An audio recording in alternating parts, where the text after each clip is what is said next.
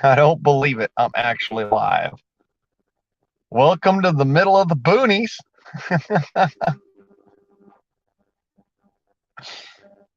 Oh man, that's funny. That's just too funny. I'm live streaming from the middle of bumfucker in Egypt. I don't believe it. I'm actually on the online and streaming. I'm streaming. Start screaming, I'm streaming. I don't know, maybe perhaps I'm testing shit out. I'll try. Oh wait, that's right. Forgot I need to do this and go here. Go here. Make these make a copy. Chat son. You'll never believe this shit. I'm streaming in the middle of the boonies.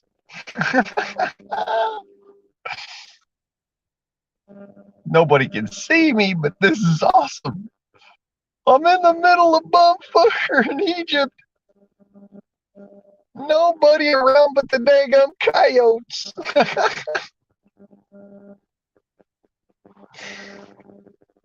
Can you imagine that?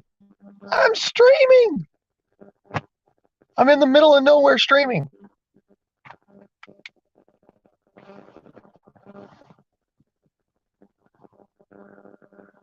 I got a nice heater back behind me that runs off of hot rocks. Ooh boy, man, I'm so set, man. That is so cool. I'm literally streaming in the middle of nowhere.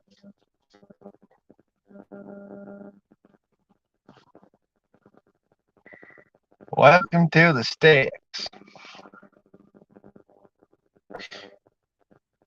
Oh, my eyes are burning.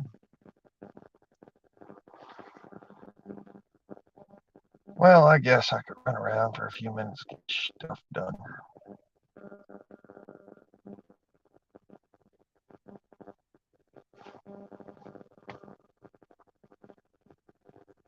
It's funny.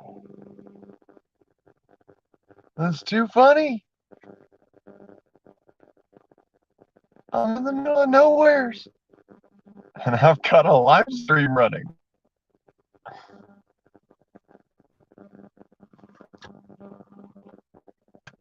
Those times when you feel like you could never win. Only the soul can sing. Songs on the wind carry my voice and my love to thee. To thee.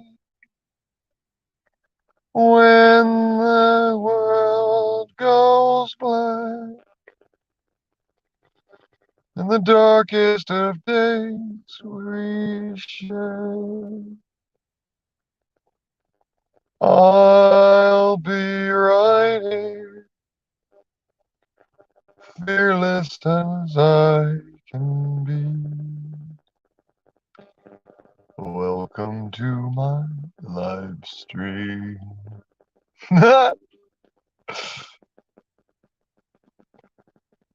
And I'm in the middle of nowhere, and I'm streaming.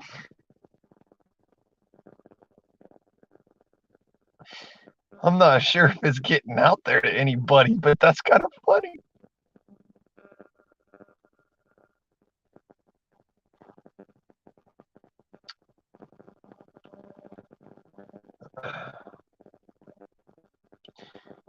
So, when in Rome, right? And the question remains, Why is it only in When in Rome? Why not When in Tuscaloosa, Alabama? Or ye old side, this side of Mesa Verde. I like Verde. That's some good chili, man. I goof, but you know, I'm all by my little bitty lonesome out here on the stream and nobody coming by. I think that I might not actually be a streaming. I think they're just keeping me in a jail cell. You know, of course it is 10:30 at night. Folks got to sleep sometime, right? Not the old guardsman. Never sleep.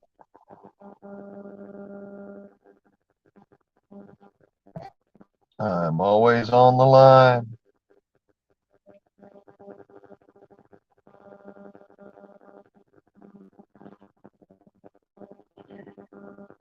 I can hear you singing in the wire. I can hear you humming in the line. When the trees break against the wind, the Wichita lineman is still on the line. A bit of a joke in there somewhere, I know there is. Y'all gotta be laughing your asses off when you're gonna be fucking watching this later, I tell you. Amazing that I'm in the middle of nothing. And yeah, the middle of nothing. It's funny, but y'all can't understand this. There's nobody watching me stream. I'm just having me a good old time. You know how they say, you get there, you sit there. And well, isn't it that Mr. Beast got his millions and millions of subscribers from sitting there on a live stream, sitting there all night long, counting to 50,000 people and whatnot? You know, I'm not going to count to 50,000 people, but I might make 5,000 jokes by the time I'm done.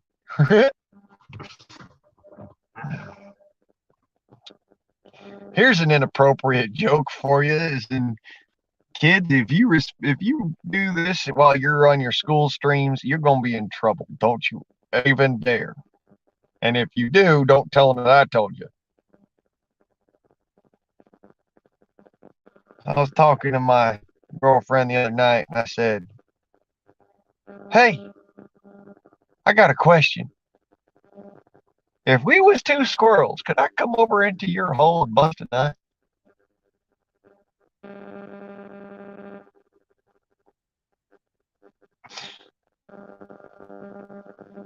I'll make a lot of jokes, yo. But at the same time, I got myself a good old time having. You know what? I'll laugh. Whew. I'll smoke. I drink. Well, as far as it going, I'll party it up. Because only got, you know, so long on this earth, and then get to do it all over again sometime. And other times you don't get another chance. You never know when that's going to end. So having fun. That's the important part. Enjoying what life you have. Because let's be clear, you know, being all warm and fuzzy and whatnot, that's always a good thing, good feeling. You know what else is a good feeling?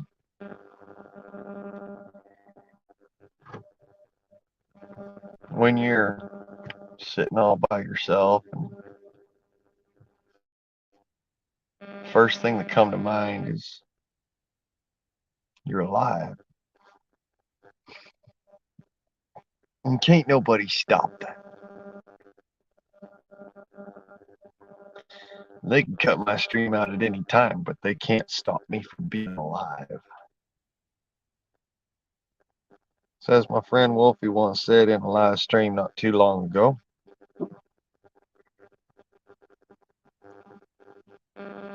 We are energy. These bodies are finite. Our energy is infinite. And those of us who understand that cannot be stopped. We continue on. Now, I hope I embolden your souls. I hope I make you all happy to be. Because can you imagine?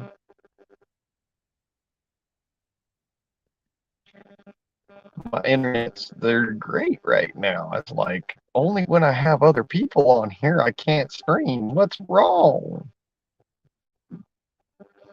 Did YouTube drop their would they drop their balls off or something?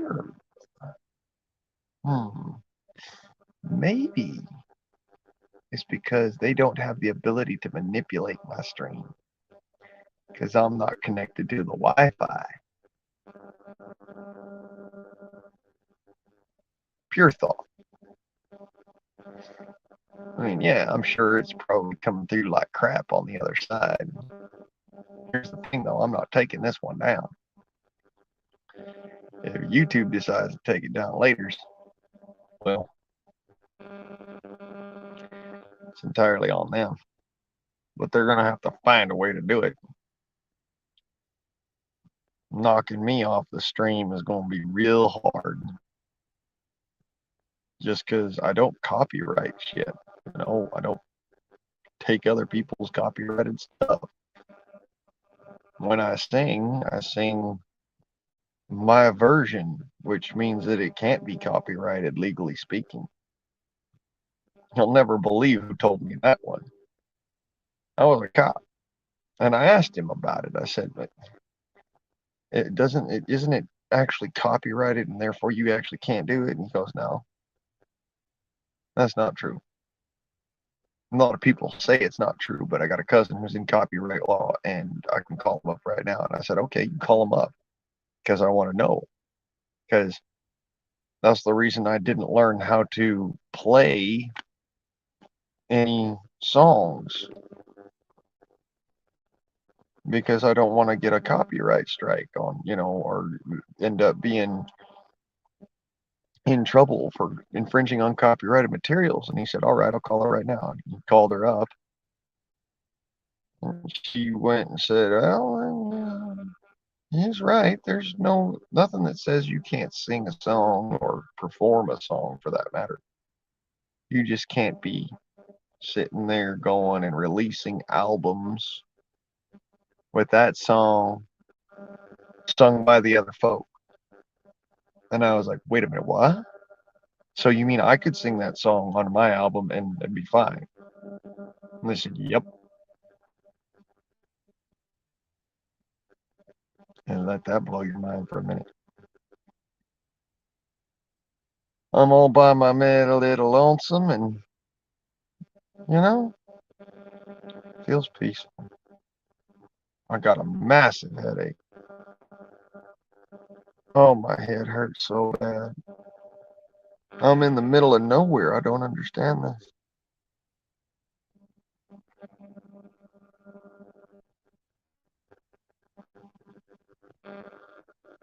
Oh.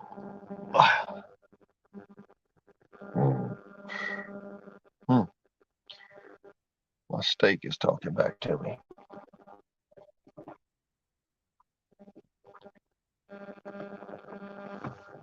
Well, it's water. Not exactly good water, but it's water.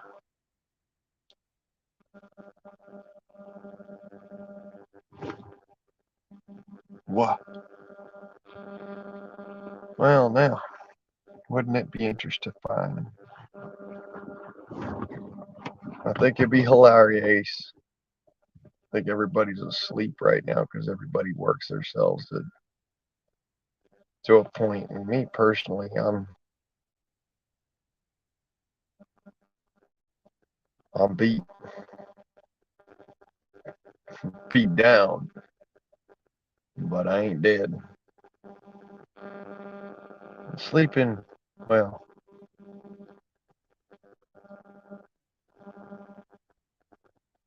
sleeping's for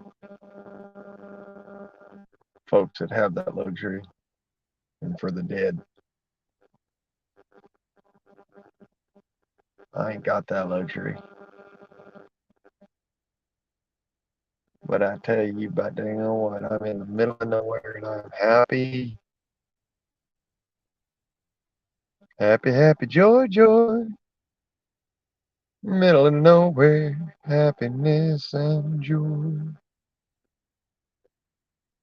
I'm so happy I could sing, 'cause there's nothing about this string that makes sense. It's a goofy old day in the neighborhood, losing my way with the best and good, best of intentions, lonely way. Lost my own on this day. I'm goofing around because I got nothing better to do. It's darker than freaking. Man, it's a darker night than obsidian out here. Ain't nobody out here to bother me. Far away enough from everybody. I guess the 5G is actually really kicking my ass. Oh, my head.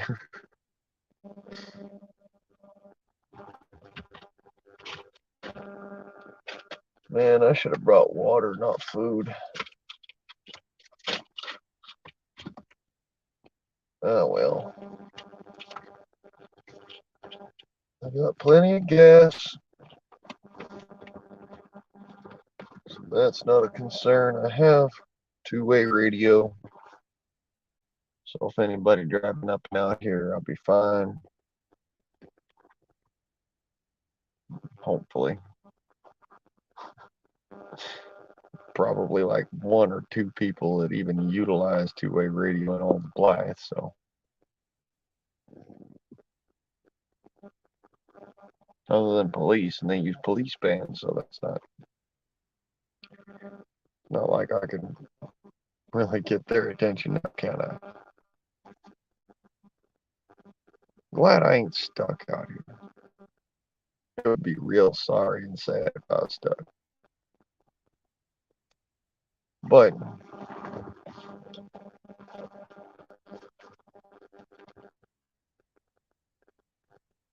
ooh, man. Bumfucker in Egypt.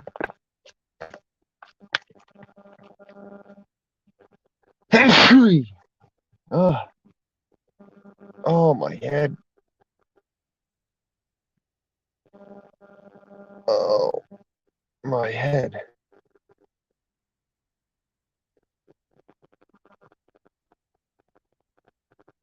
Ah. Oh. Oh.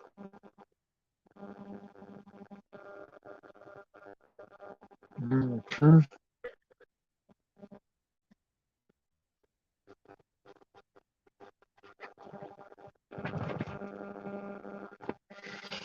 Oh. Can't stop it. Oh, my head. Oh, I'm getting dizzy.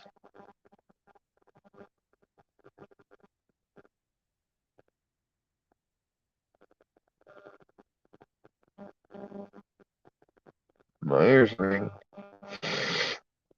Oh. My nose is running.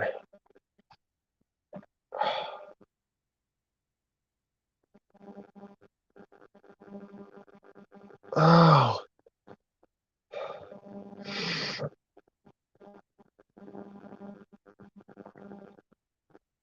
Good, that's off. That needs to be off as well, because it's not like there's any Wi-Fi out here.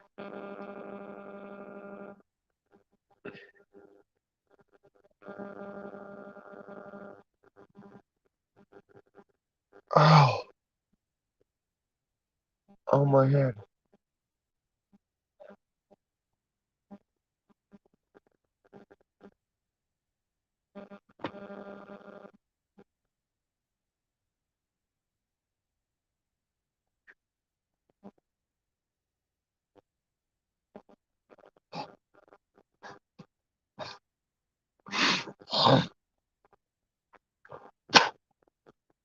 Ow. Ow, my head. Sinus problem. Howdy, y'all.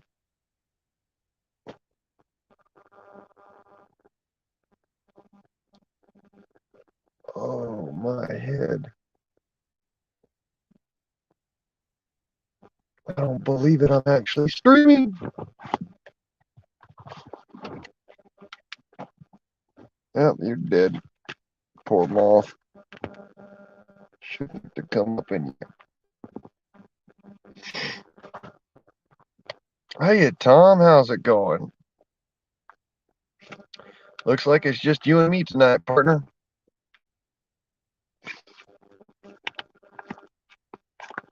I'm surprised you're even on here. It's so late. It must be like, what, 2:30 out there in Louisiana?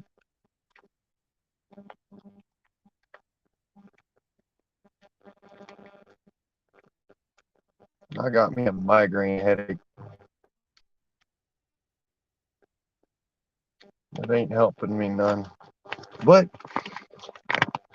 you know what? Happiness. Happiness. 12:30. Oh, right. Yeah. See, I got a headache, brother. Man, my head is spinning right now. I'm surprised you even hear me out there.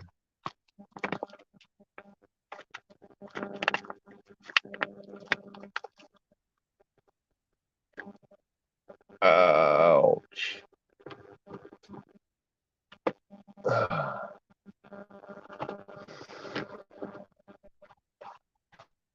Oh, man, where did I put my... I'm missing my fire. I'm missing... Oh, there it is.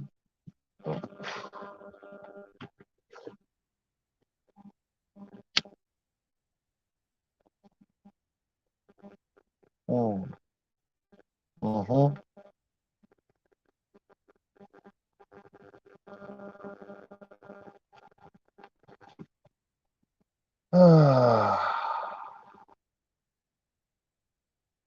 Oh, that actually helped quite a bit.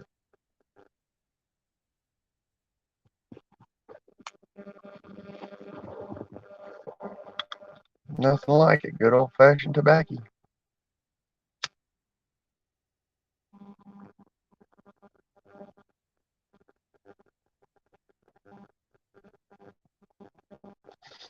I don't know, brother. How cold is it there?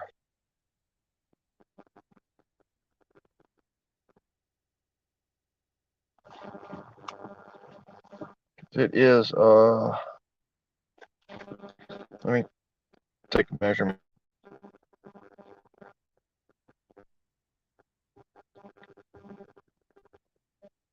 Wind chill is about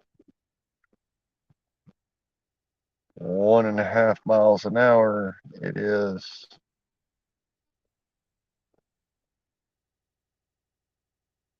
between 45 and 55 degrees. Wow. 30. It's pretty cold out there for Louisiana, man. Ooh.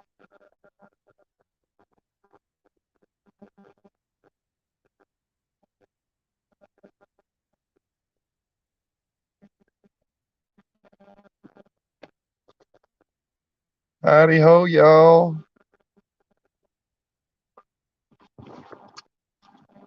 I've actually got a working screen. It's a joke. Of course.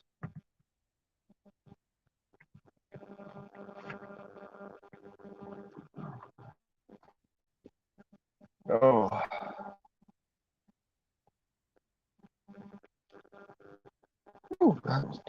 That was hot.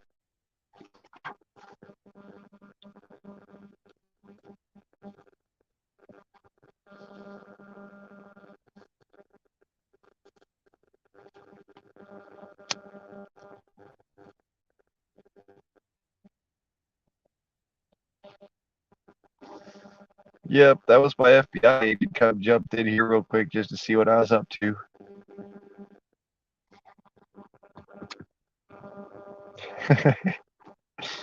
I'm joking, of course. I make jokes. That's what I do.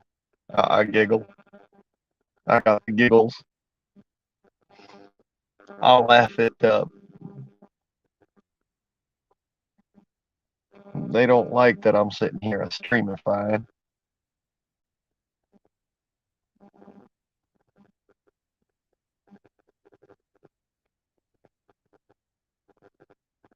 Huh. Yeah, there's my ex-girlfriend sitting there watching my Hulu.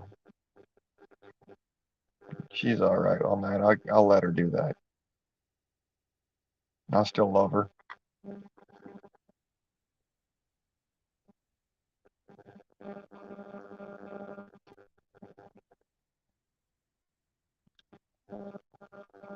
Well,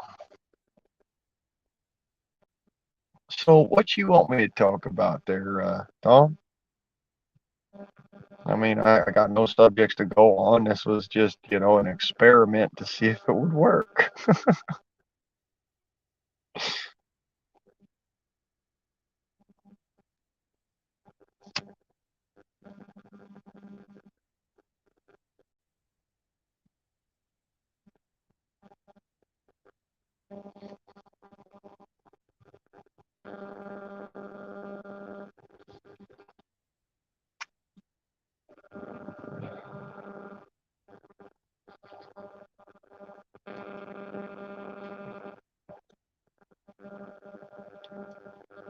Uh,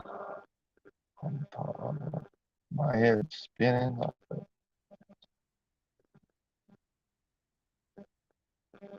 like a chandelier in a breeze. Oof. Maybe that's because I ain't had no sleep for a long ass time. Going now on, in firearms and militia. Well, that's a subject I know quite a bit about. Um, Not enough, in my opinion.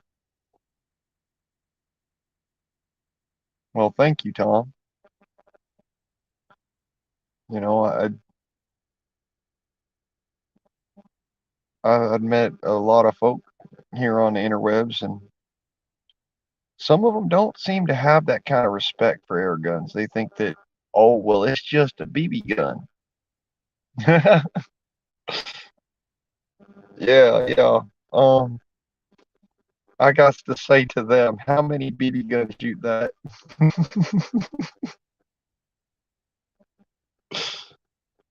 Man, they laugh.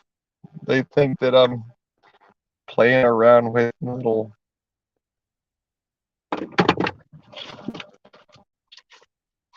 Where'd it go? Where'd it go? Ah, here we go.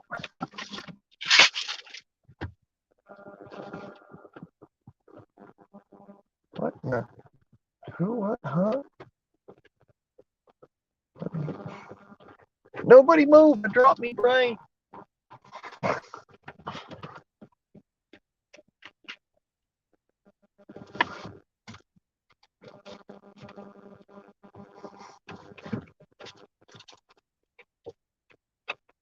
Uh-oh. I dropped me brain. Ah, there we go. Yeah, that 50 is a lot stronger than a 22 long rifle. See, everybody seems to think this is all I mess with. This and a Red Ryder. Boy, oh boy, ain't the joke on them.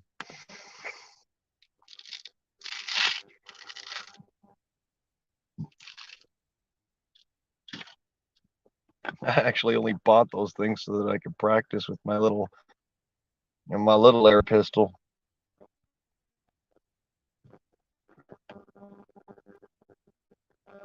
Oh, oh, my head hurts.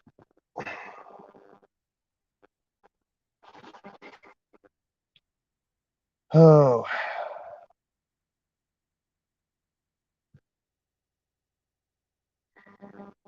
Well, howdy ho, y'all.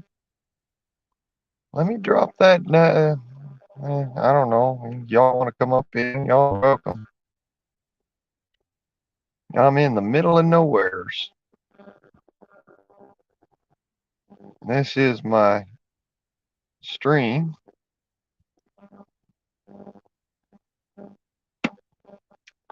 All are welcome.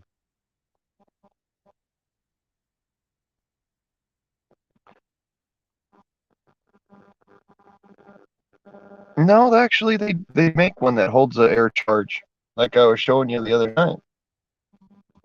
There, Tom. That thing right there. That goes in a CO2 gun,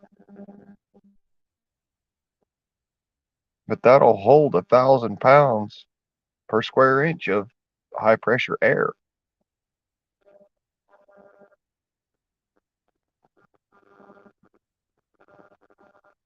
So yeah, they do make this stuff. Of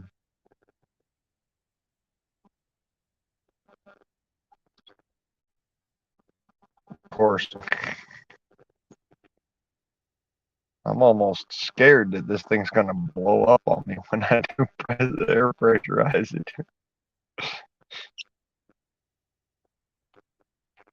I mean, don't get me wrong, it's chromoly, so it's not like it's gonna go quickly, but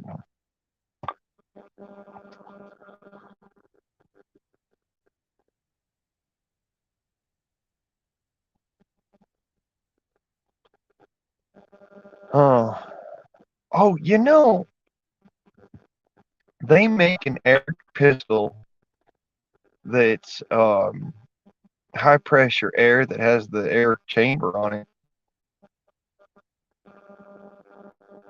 Oh yeah, it would be nice, but what I was talking about is they got a 22 caliber. It's made by who is it that makes that? I think it's like Hammerley or Wyruck. They make a 22 caliber air pistol that is high pressure air. And it's something else, man. I mean, could you imagine you put those slugs I buy in that 22 and that'd give what fur? So yeah, air guns are not toys.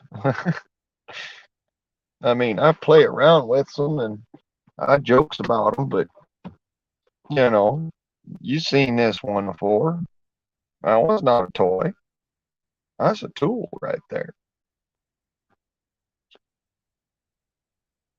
I had a friend who saw, I mean, not a friend, but I had somebody see that much sticking out of my pocket and think about that. That sticking out of your pocket like that. Oh, folks look at it and go, is that a firearm? Man, it's something. It ain't a firearm, but it's something. One of these days, I'm gonna have to do some ballistics testing for y'all, so you can see exactly what these things can actually do. They're not toys.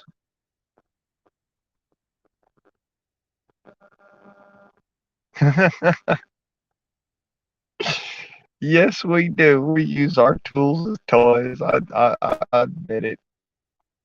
I mean, how many folks you know sit there with a knife like that,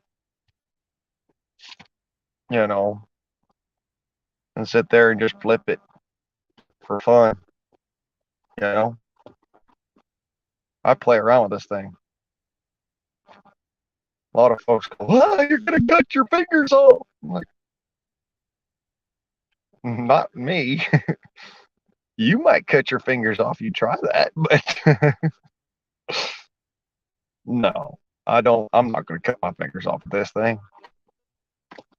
I'm too practiced with it, and yet, that's when you start to get cocky. That's when you start getting yourself hurt. So I'm not gonna get cocky with it. I'm just saying, I do practice a lot.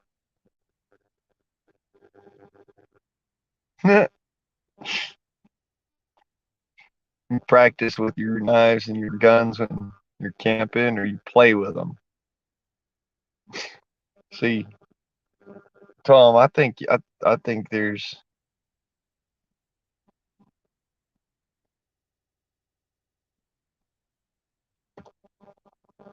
axe throwing, knife throwing. That's something there. But how's about sword throwing?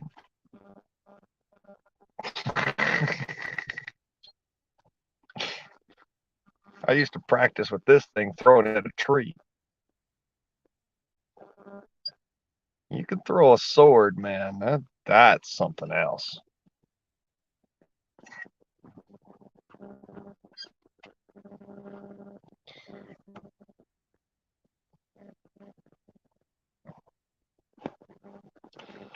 But yeah, I throw this thing all the time. It's fun.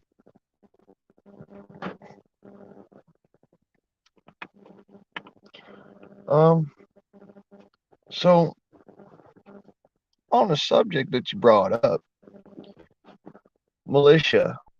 Well, you know,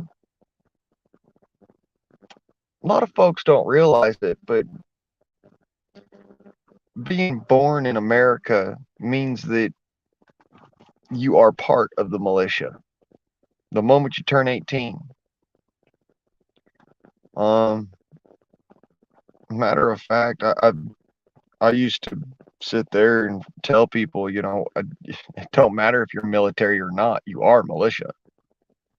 And they tell me, that's not true, man. I'm not militia. I go, okay, well, if you got a gun, or if you have a knife, or if you have a baseball bat, or if you fight back against an attacker, legally speaking, you're militia.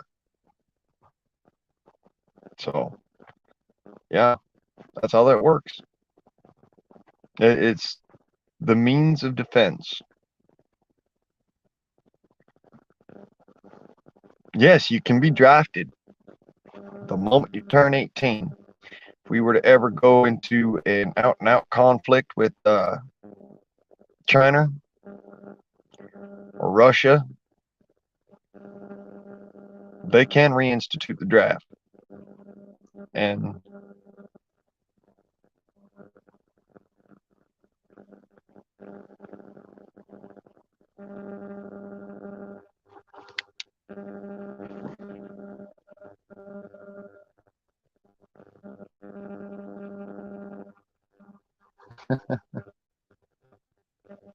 got some coyotes out there. Yes, as an able bodied adult, you can be militia. I hear them out there, though, them coyotes. They're hunting me because they smell my steak. I made a steak earlier. Well, I only got a couple of tidbits left, but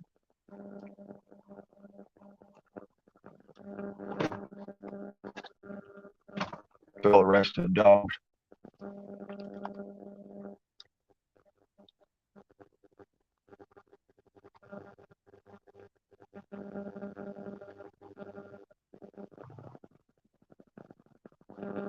Well, yeah, be drafted as a Minuteman.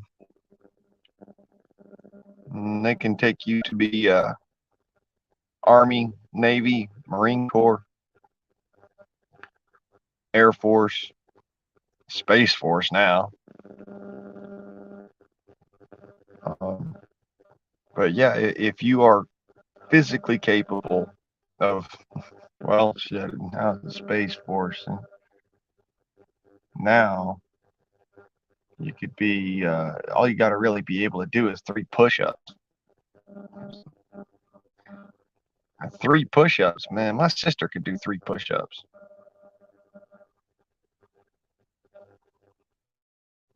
Our military loves to draft. Yeah. Yep, they like that 15 inches, that 5 inches, and that 2 inches in the draft, don't they? I'm joking, of course. I'm just talking about naval bullshit. Um, Hi. Hi, Juanita.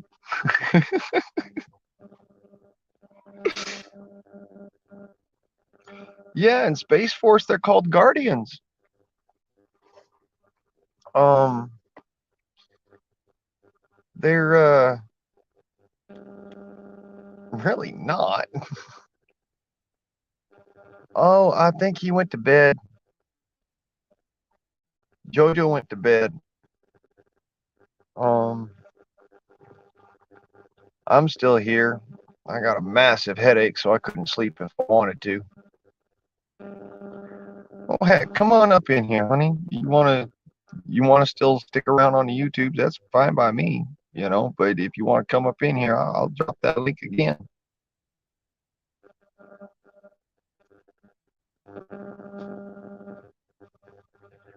Drop that link. Anybody want to come up in here?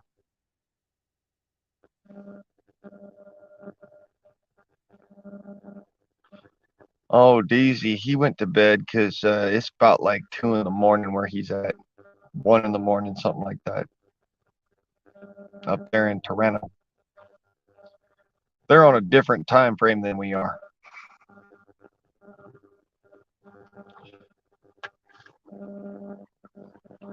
Oh, Ontario, not Toronto.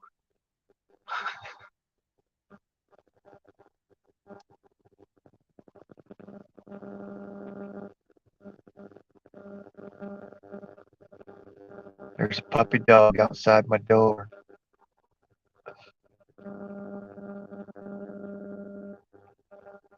Coyote.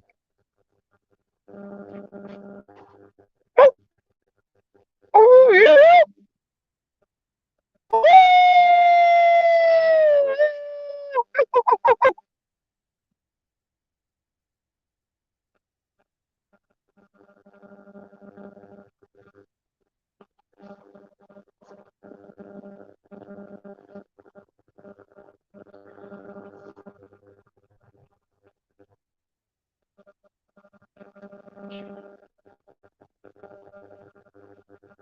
Sleeping heads instead of talking heads.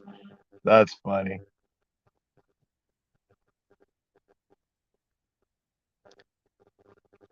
Heck, y'all come on up in here. I don't fight hard.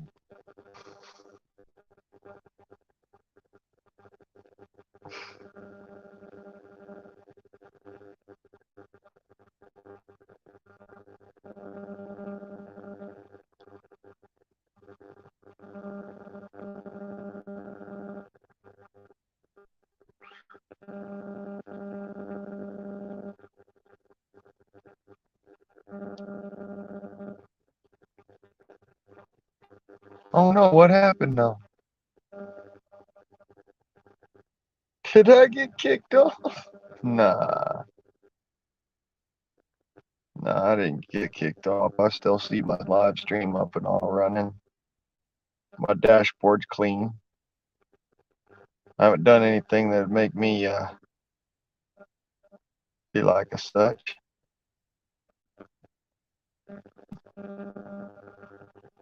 Oh, I'm sorry, Tom.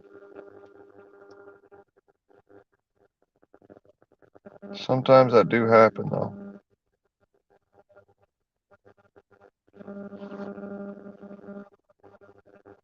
Was it my end or was it y'all's end? I don't know. Pretty sure it wasn't my end.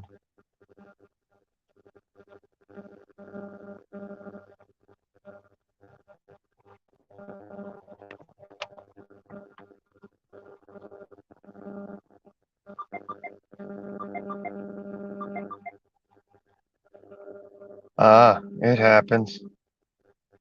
It do. I can't be mad at you, brother. Happens to me too, especially when I'm in town.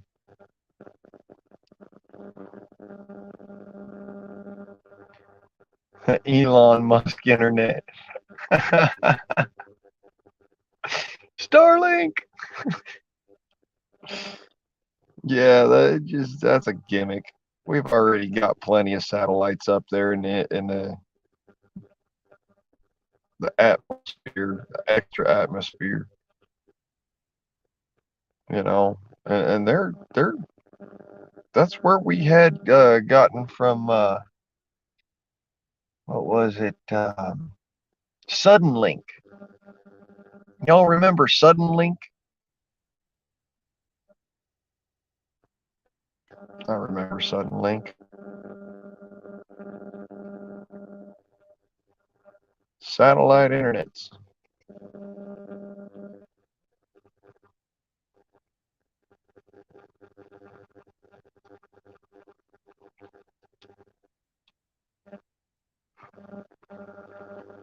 Oh. I was all by my little lonesome. I got one person in my.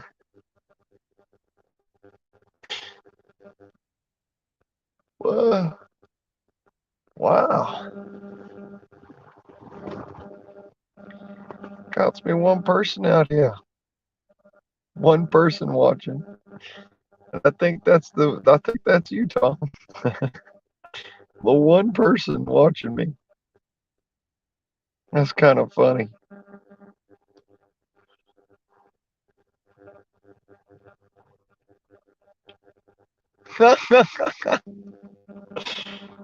You know what's really funny is that all those CDs, and all you needed to do was literally whistle at an F sharp.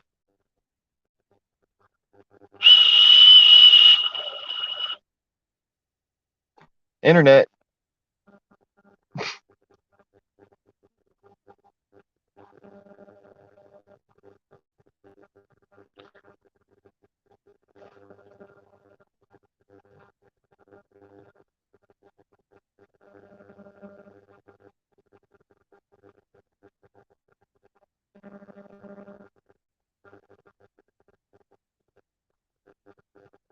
I'm being hunted.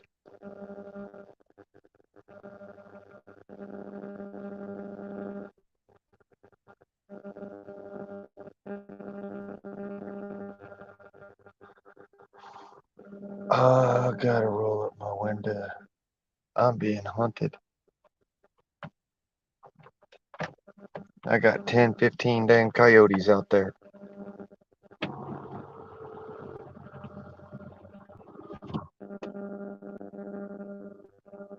Holy crap. Make sure that door is locked. Yep. Yeah, it's crazy how far we come. And the funny thing is the internet. I can get free internet. I just got to go and walk up to a telephone. Oh, wait, we don't have phone booths anymore. Yeah, I know it, but to me, all life is sacred. So if I'm going to kill a coyote, I'm going to eat him. I'm not going to let his body go to waste.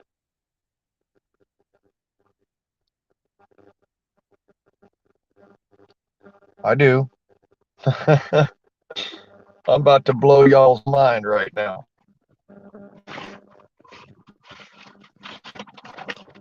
Right. Mother. Fuck. Yep. What am I hung up on? That's what it is. Only problem with having a strap on your rifle. See? Oh, there she is at all times, within arm's reach.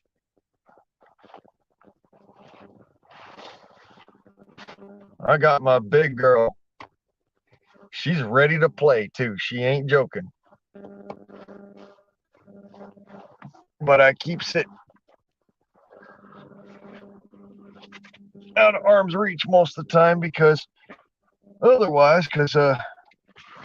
being in the truck and all, cops get a little bit freaking leery.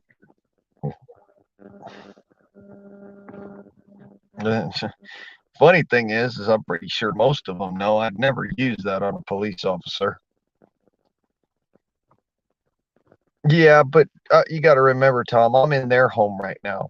They're not in mine. Them coyotes, they ain't in my home. I'm out in their home right now, camping out in the middle of nowhere. So it would be what they call unethical in California. That's not to say I wouldn't do it in a hot hurry because, say for instance, one of them coyotes come up here and busted in my windows, decided to try to kill me. Well, then that right there's cause. That's cause for use of lethal force. I don't want to go doing it, but I could.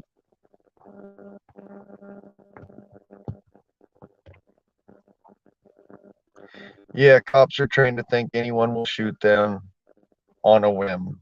And the funny thing is it couldn't be further from the truth with me. I ain't going to shoot them on a whim. I ain't going to shoot at them if I can help it.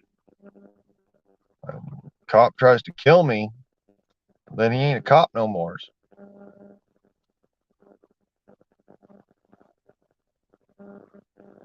Yeah, they do need to retrain them.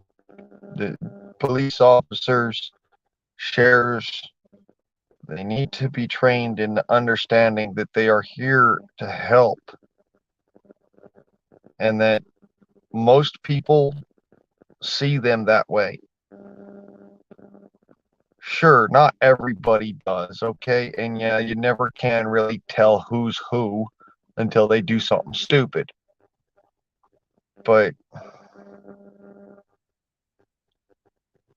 a small effort of love, a small effort is all that it takes.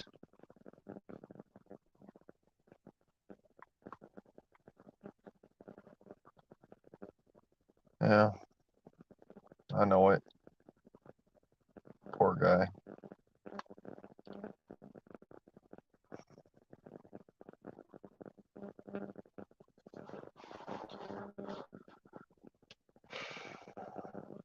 I call him a poor guy because, yeah, he used his badge and cop car to kidnap and kill his ex-girlfriend and her new boyfriend. Here's the rub.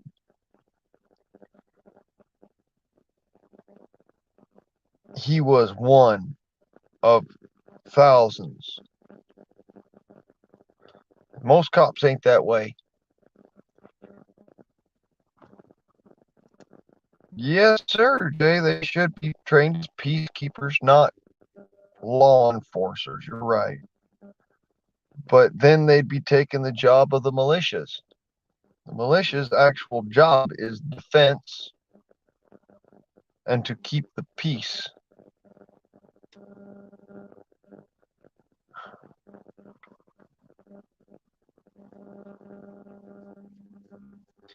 Yeah, people think that it's a cop, it won't hurt me, well, no, that cop is a human being.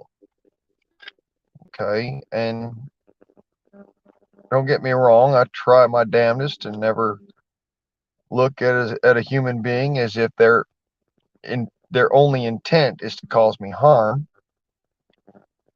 But now that being said, now not everybody has your best interests at heart, and even especially cops will sell you on this.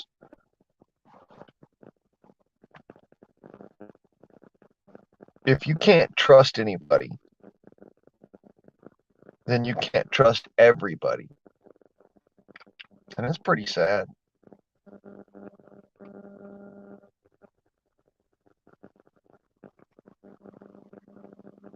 Yep. I'll put it this way: my mama has never called the police on me, not at one time. My daddy did. My daddy called the police on me once. He was drunk and he was being mean and doing loathsome things, and I called him on it. He didn't like that too much, so he turned around and he tried to smack me. Only thing was, at that time, I was an adult, and I didn't put up with it because I was an adult. um, it's one thing when you're a kid, and yeah, sometimes you deserve it, and then I did not deserve it, and I learned from my mistakes. But my daddy thought, boy, don't you this and don't you that. I'm having me a good time and whatnot. I'm like, I don't mind you having a good time. I just find that you're basically making other people uncomfortable with your innuendos and whatnot, and putting your hands on women that don't want you to be putting hands on them. You can't do that. He didn't like that. He tried to take a swing at me, and I put him on his ass. I love my daddy. I miss him a lot. But there's a harsh reality there. That's what my channel's about. It's harsh realities.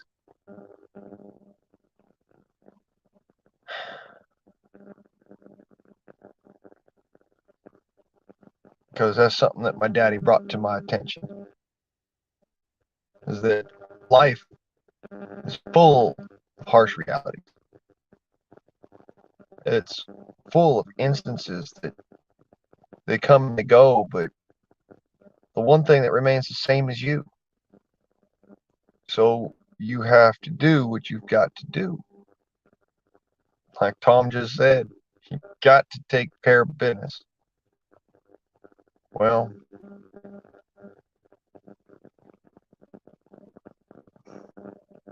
I could tend to be a rough man sometimes, but it's because of my love for others that I am that rough.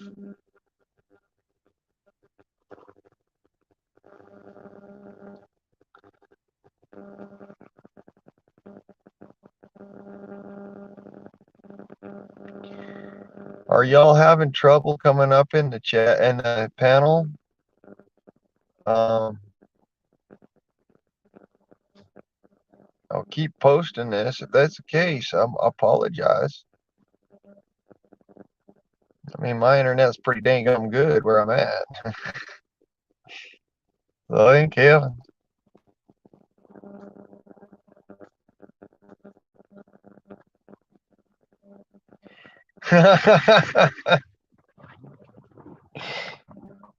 Yeah, all about that.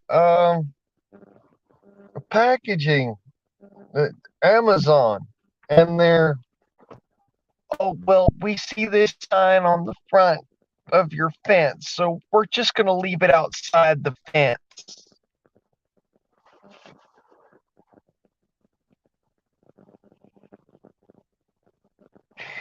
You know, it might be the middle of freaking bumfuck Egypt and on the Colorado River in the middle of the sticks, but seriously, just because that's sitting there and says, you know, guard dog on duty does not mean you can't chuck that thing over the fence. If there's a guard dog on duty, he'll probably come out to you, pick up the freaking package, and take it to the back. Oh man, I got so irate over some stupid right there. But you know, I'm kind of happy that they gave me something to talk about, because otherwise this life would be pretty daggone boring, don't you think? I mean, yeah, it's interesting enough as it is.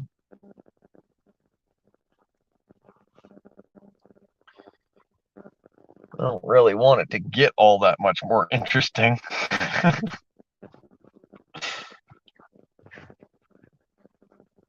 But yeah, leave your package right on the freaking road, man.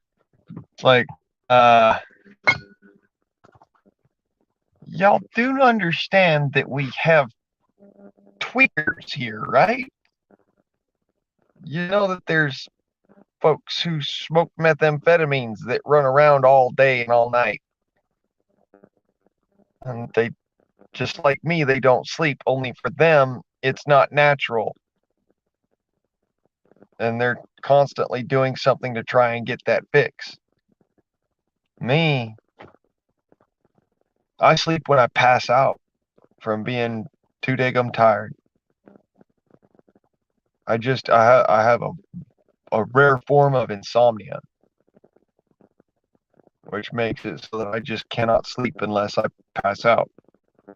I've passed out sitting up, standing up. I even learned how to put myself to sleep sitting up because of being bored. Yeah, Tom, that's right. When they aren't sleeping, they're stealing. Oh, man. I can't imagine that, though. Like, well, I guess we're in the same boat, you know. Insomnia is, it's a nasty one. It's a killer. It really is. Uh, I had I had a great uncle who died from insomnia.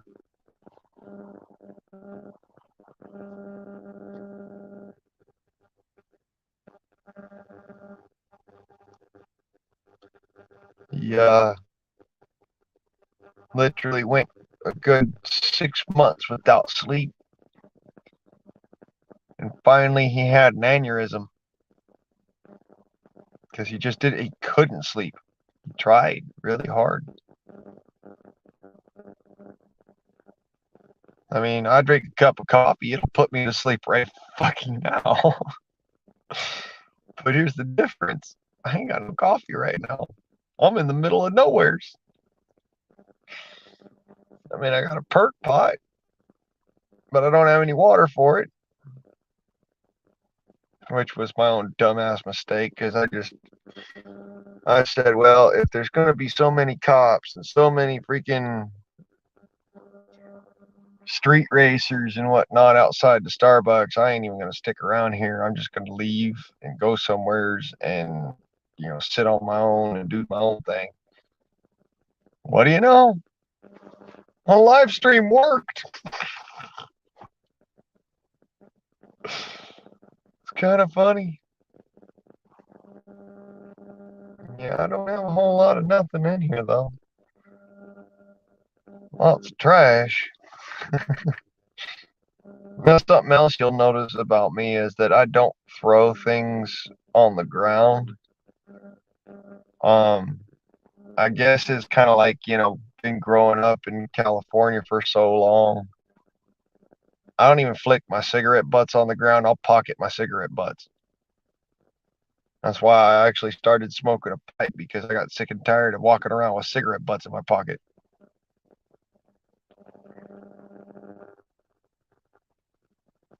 And then that pipe broke. And I said, well, I gotta have a pipe that won't break. So I carved me one.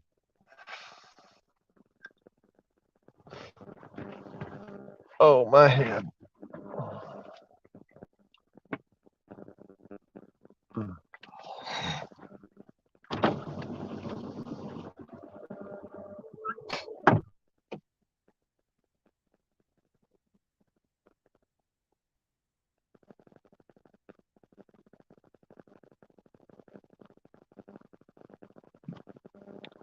I better keep my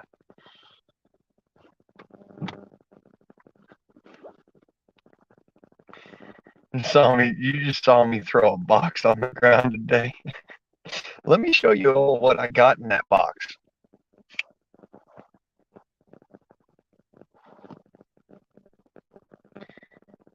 That's because the other night I was harassed by a police officer who did not understand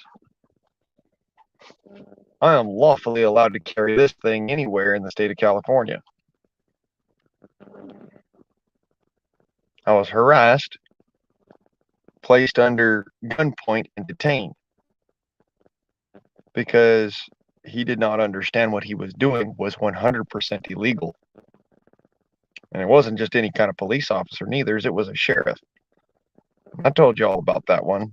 Um, but yeah, that's what was in the box. A infrared body cam. So now I got this there, lamp, and power on. And it's video right now, or it's recording right now. And it's recording in infrared.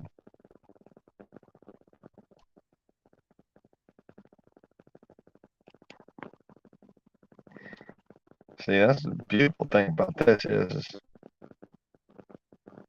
fear nothing, man. I've got myself a body cam now. So they wants to start stuff with me. They're gonna find out real quick and in a hurry.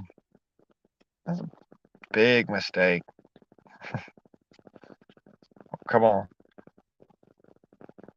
Yeah, unlawful detainment is $15,000 fine.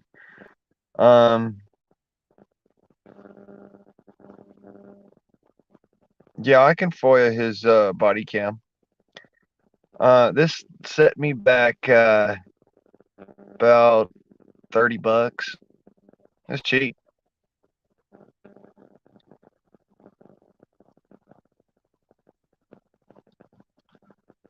Yeah, it was a big mistake because you especially in the state of California, but in any state in the union, it's a federal offense. It's kidnapping to place a person in handcuffs who does not consent to that, for one, and for two, um, if you are an officer of the law, you are acting under the color of law.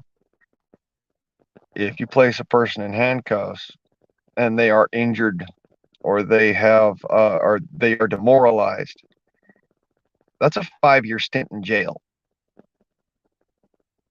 No, I'm sorry, not jail, prison. 5 years in prison for a police officer.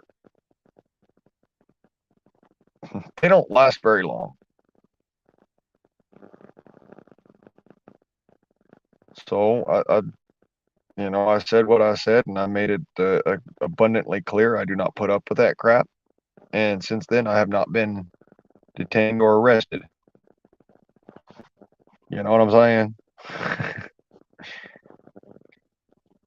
No, I'm not a cop, honey. I am a United States Minuteman.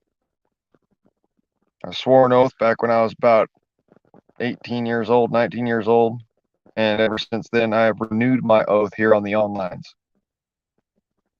So for everybody and sundry to hear. It's the only video that I take down every time. And it's the only video that I only leave up for long enough for people to see it.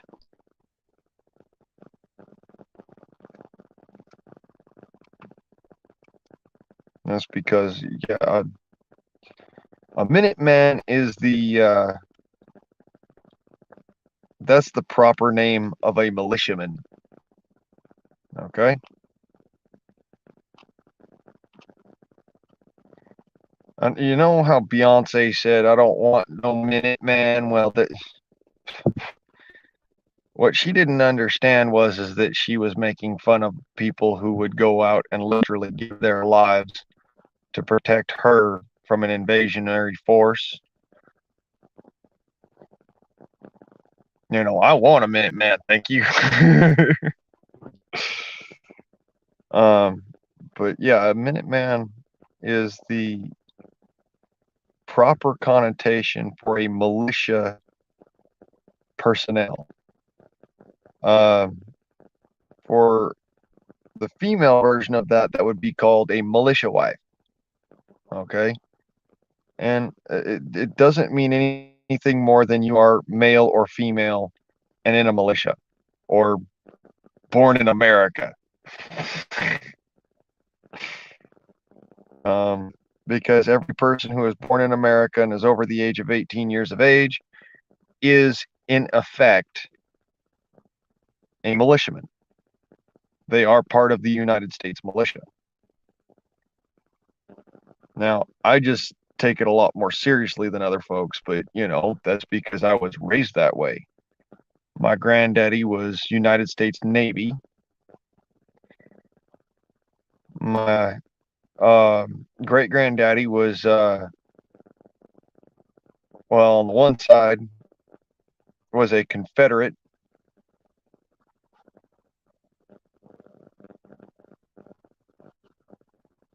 Yeah, some people do take it a lot more seriously and they openly say, I am a United States militiaman or I'm a United States Minuteman. Most of the guys who do it are just LARPing. They are live action role playing. Not a lot of people understand that live action role play is a real thing. There are men who take it very seriously and have put themselves on that line to protect freedom, to protect liberty, to protect your pursuit of happiness. And they were never in the military. They didn't need to be because they understood how our country works.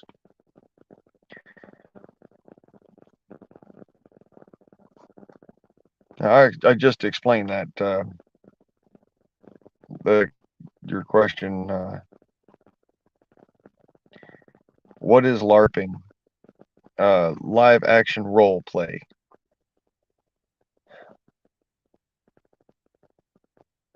Basically, it's like you're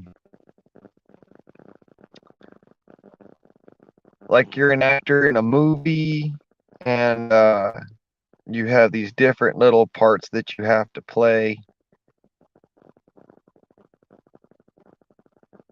And then, you know, but you don't really take part in the reality of it, if you get what I'm saying. But there are those of us who take part in the reality of it. And I wonder, is that within arm's reach? Where is my combat helmet?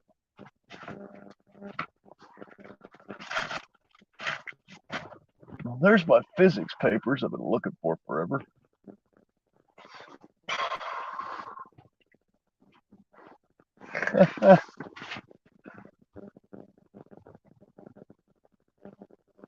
That's funny, honey. You like to play parts too. I don't know where I stuck my combat helmet. Anyways, yeah, a lot of people think that it's all just fun and games. And all I got to say is that every day is a training day until the targets start shooting back.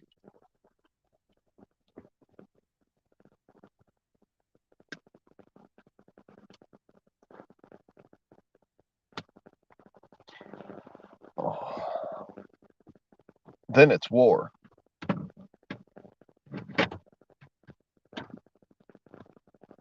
Now, that one goes into that line. Those two there.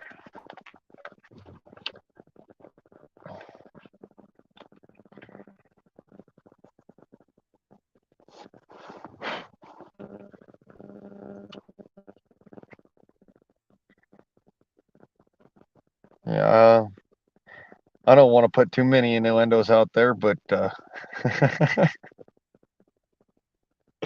I'm joking, of course. I'm joking. Mind out the gutter.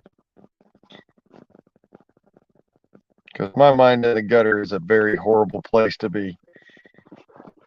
Okay, let's think about brighter things, happier things. Unicorn farts and puppy dog eyes. You know, let's not think about the dastardly, the dirty old man that I am. I could be a dirty old man. I don't want to be.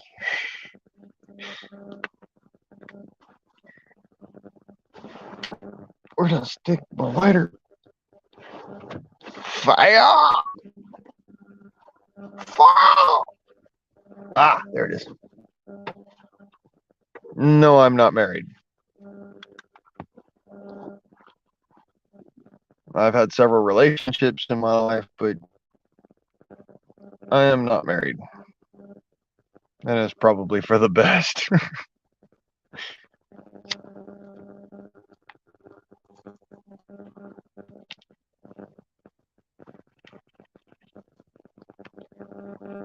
Just because some people might think of me as being awkward or crazy, disgusting.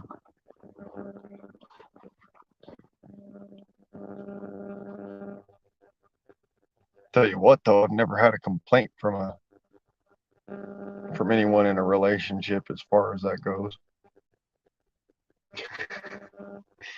I tell jokes, but that one wasn't.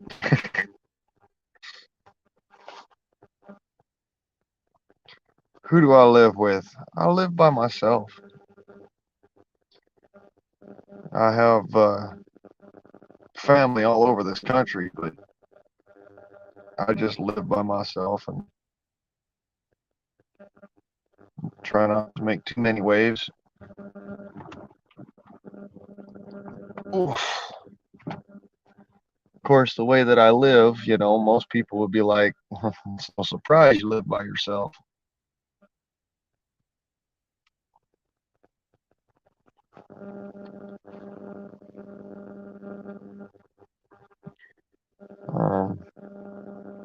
Some of the stuff I get into, I get into a lot of trouble.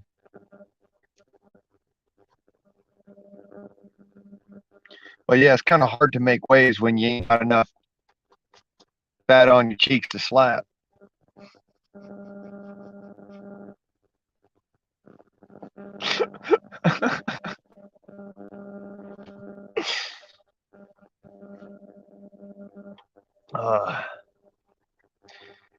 Oh man, I joke so much. Too bad.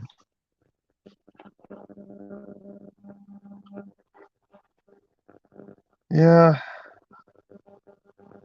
I don't know about that. It's really hard to be alone.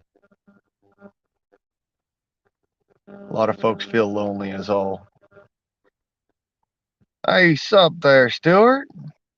You come to cruise over to hang out and mess with our heads, huh?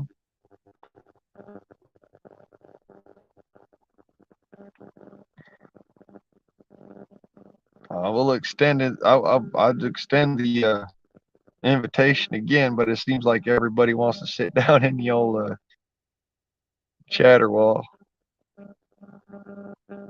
I'll set it down there again.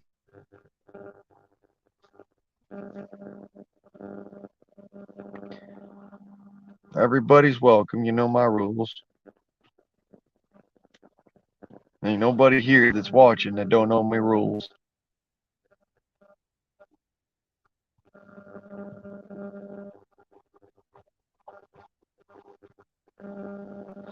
You know what? That's not a bad name.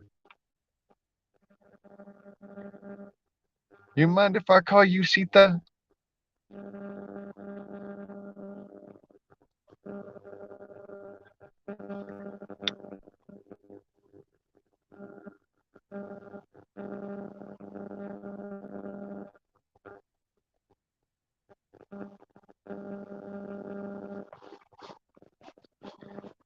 That makes perfect sense.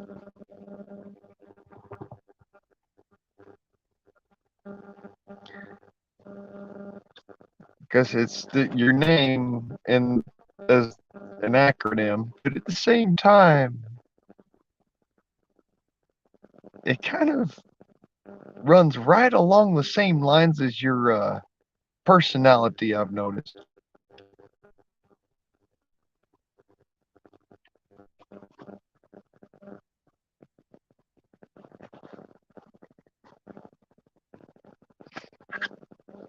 Big personality in a little package.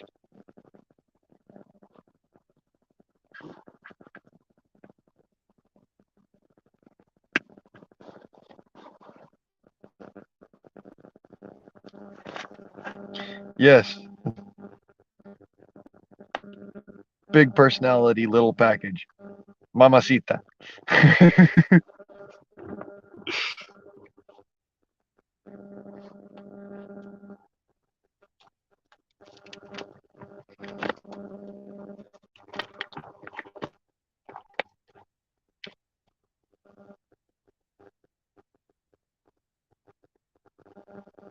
Oh, get out of here.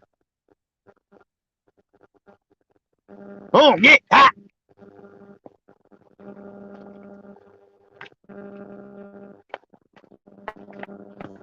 Damn coyotes. Oh, they spooked the shit out of me.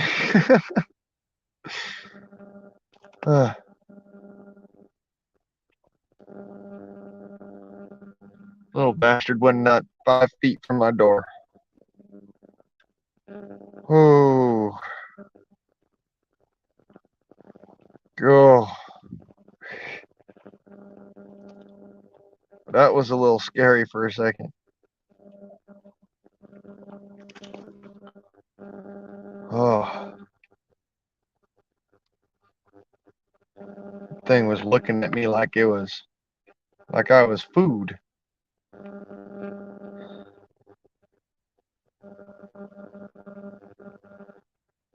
Oh.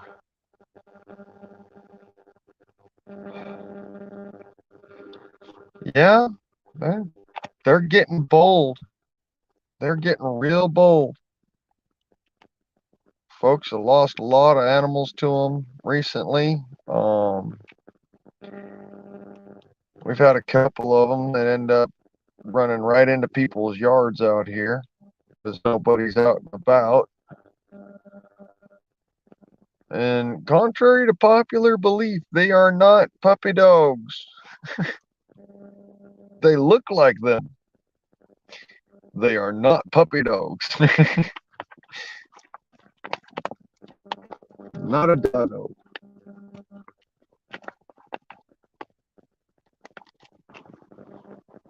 Thing will freaking run right up on you.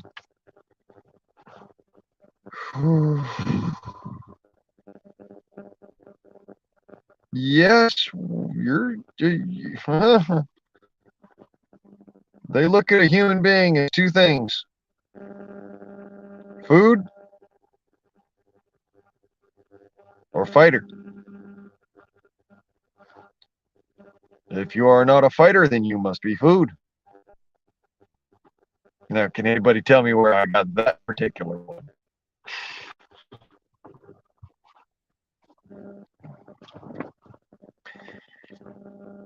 Are you a fighter? Or are you food?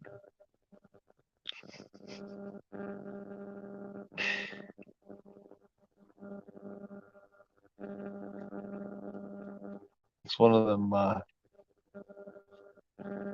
things I marvel at, you know. There's a joke in there somewhere.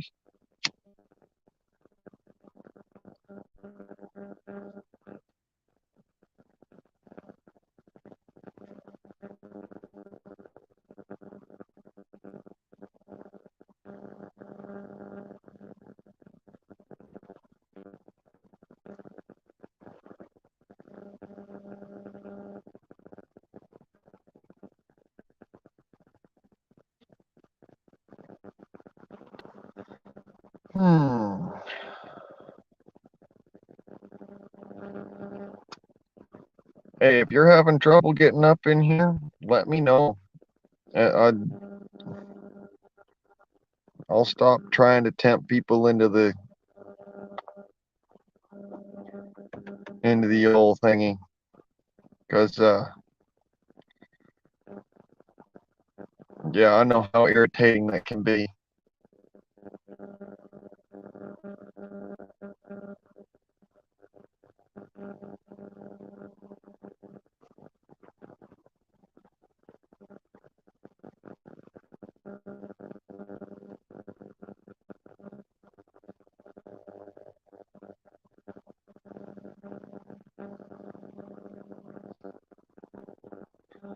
Stuart, you dirty old man.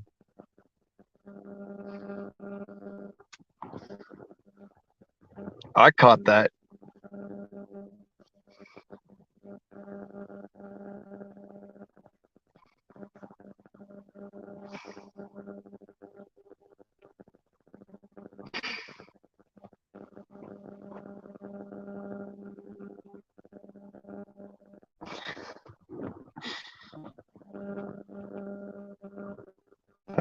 Those. I caught that joke. Hey, there he is. Hey. That's what you call a twofer. Kind of true. Kind of maybe joking. Didn't want to see you riding alone, buddy. Well, thank you, brother. Yeah. I was trained to do solo missions, but it gets kind of lonely up here.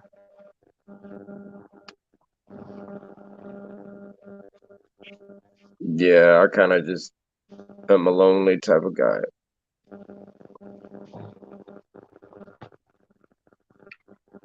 Better off when people aren't around. Well, I ain't mad at you, brother. A lot of the time, people being around you can get you killed. Pretty much.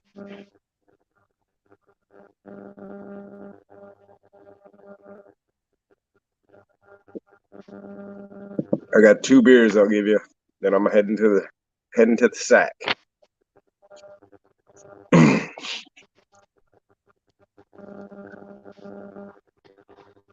All right. Well, I'm all out of beer, so You keep on smoking. That's okay. I'll drink for us. that's good for me.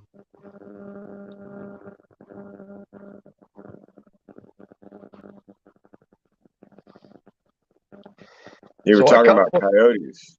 Yeah, I got a pack of them circling me right now. You in your car? Mm-hmm. Yeah. I slept for a while in a car. I had to keep the back door open just to stay cool because it was hot. And the coyotes would come out of the woods, the big pack, yipping and hollering and all kinds of mess making. And they didn't know I was there. So it was interesting times. They don't want to get too close to me, brother. I got something that'll make them think twice, I tell you. Yeah, they definitely didn't want to. Once they knew, they didn't want nothing to do with it. But watching them before they knew was kind of fun. Yeah, they can smell you though. They really can. They came Oh running yeah. up on me because I just got done cooking a steak. Oh, they're testing you then. Oh yeah. I smelled like shit when this was going on. It was Texas summertime, and I didn't have no steak.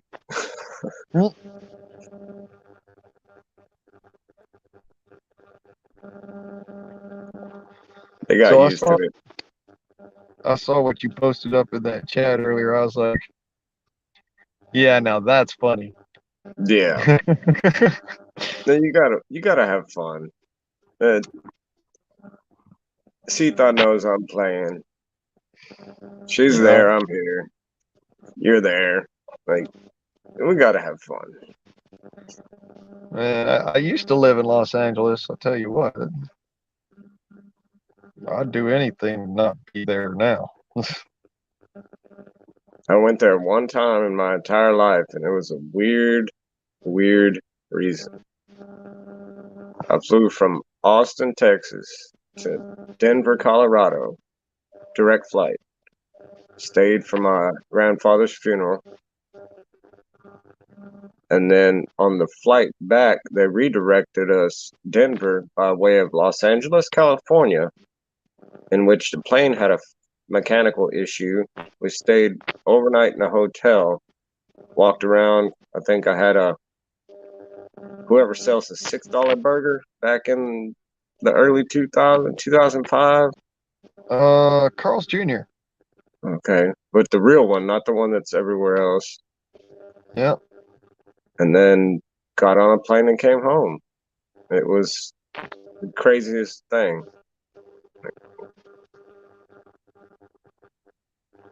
Didn't get to see much of it, but I was there. Well, let me tell you something, brother. You saw enough. I I, lived in it. I concur. I had my fill. I lived in it, and that was more than I will need for a good several lifetimes. Hey, you want to look here? Look at it here. No, thank you. Jay, come up in here. Yo, what's up? Let up. How are y'all? Yeah, my little sister grew up a tomboy too, because all she had to hang out with was other guys. So me and my friends. So it was like, uh-oh, uh-oh.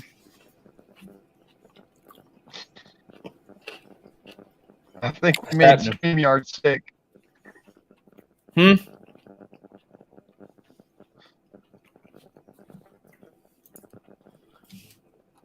Making me hungry.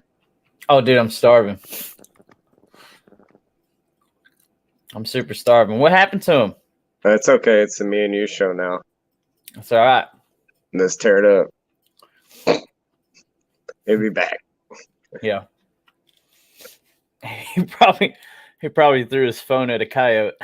A coyote grabbed his snake. Yep. Oh.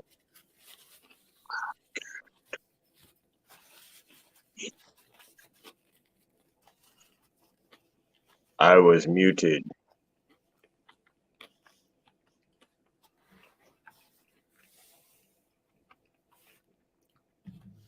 Oh, dude, really?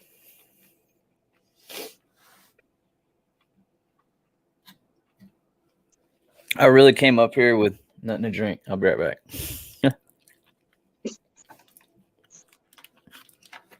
I was muted, but might not be now. I have no freaking idea.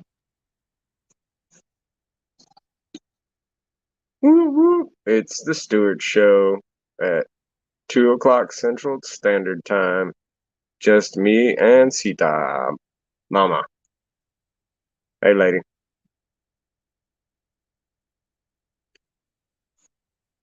Click the link. I'm feeling alone.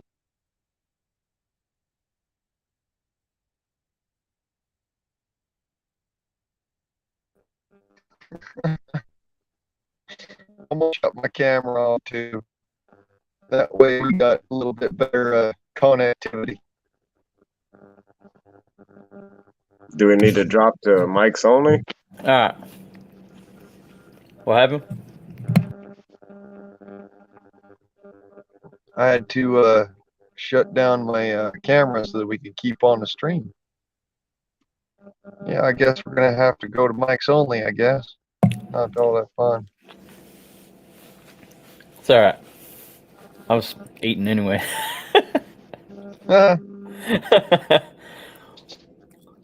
Man, when you ain't eating, for serious. Well, so the only time I watch something is when I eat. So, I mean, if I'm not eating, I'm doing work for dude. I pull all types of communities together. That's what I do. I'm a community builder. So, I'm a moderator for a whole bunch of different types of communities. I'm also the orchestrator for what's going down here in Arkansas. So, you know, I do a lot of communications. Well, brother, it's good to have you. It really is. And when I'm not doing all that, I'm teaching the word. So, you know what? It's good to have somebody who's preaching up in here. Because I'll tell you what, if I was preaching, people would look at me like, okay, what book and chapter and verse? And I'd be like,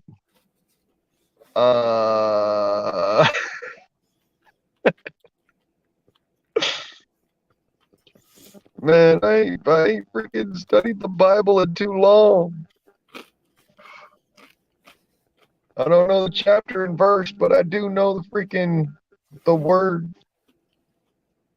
yeah, I mean, I don't know it like that either, but I have it in my heart. So, you know, when I know that it's there, I just search it up and I know where to find it.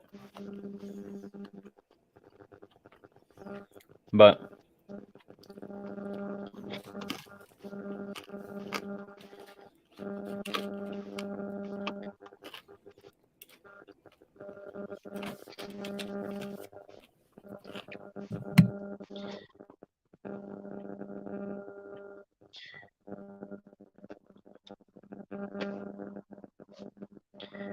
You know, if I wasn't trying at all times to be a godly man, I think I'd be a very, very bad person.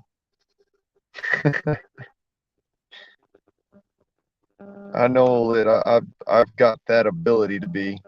I definitely have the aggression to be. I was like that too. But I mean, it's amazing what he can do in just 6 months if you just give it all over. You know, I was I'd say about a year, dude. I'm telling you, I was 200 pounds heavier. 200 pounds heavier. Broke, no car, no nothing, and turn everything around, man. And I mean, it's just great. It's just real great.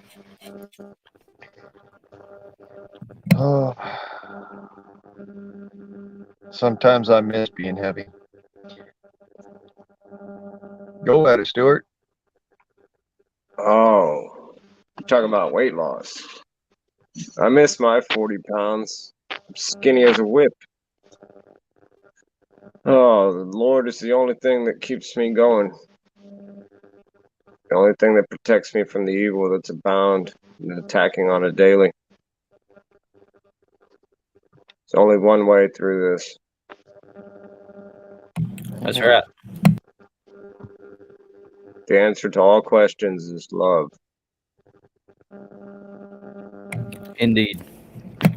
And that right there, that is truth and honor.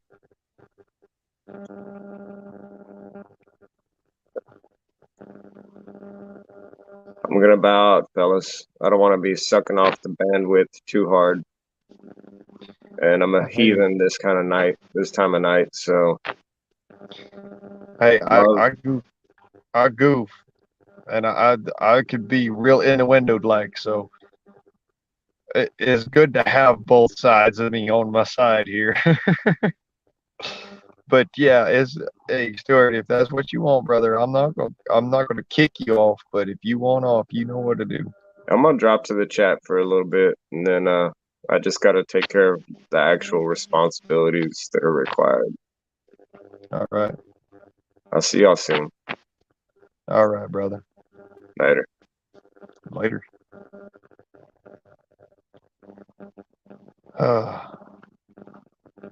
Yeah, nobody's perfect except for you, Sita.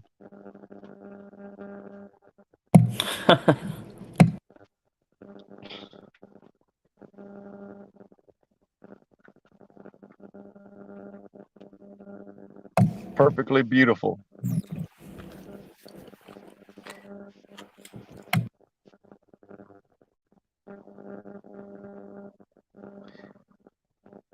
So you had a steak earlier, huh? Yeah, I drove out here to the middle of nowheres because I figure, I had too many people up my rear, and I was having to call on my buddy out there in Los Angeles too much to come and save me from all the hackers, you know. Did he save you? Well, yeah, a couple of times. I damn near got kicked off of DZ's chat a couple times, just because somebody hacked my internet and put a whole bunch of crap in the background. Wow, really? That's weird. Yeah. I had like 5 or 6 freaking panels open, and all of a sudden, I typed in askbrad.com, and yeah, let me tell you. And Brad said no, huh? Oh, Brad's the dude, man. He got his security job at his cybersecurity job at JPL by hacking their security. Oh, wow.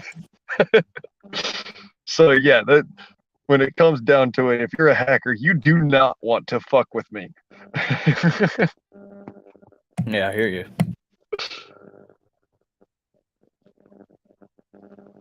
Brad's my mama's best friend, so I sometimes I have to ask for help, and when I go and ask for help, that's who I ask, is the one guy who could scare the piss out of just about anyone. Hell, he scares me sometimes. I hear that, man. I couldn't imagine doing code like that. Well, I can do it in my head, but I'm not all that great about getting it to the computer screen.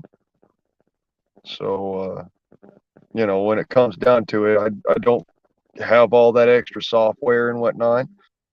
He does. He's got all that extra software, the multi-towers, the computer network system. Yeah, it's probably to do with Google.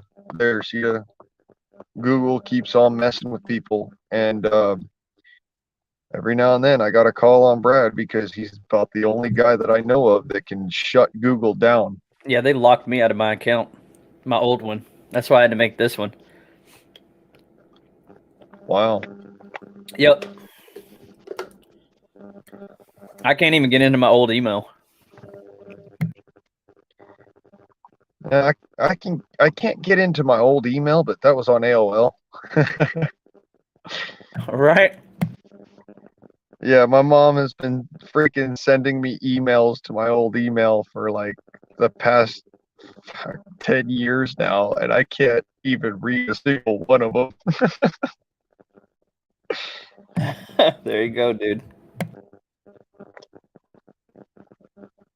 But yeah, it was come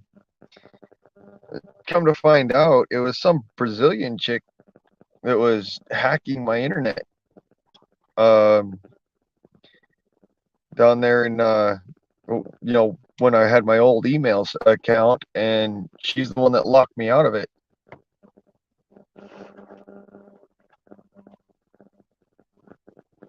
I didn't even know that she was doing that stuff either, because I up until recently I didn't actually watch pornography, so there's that.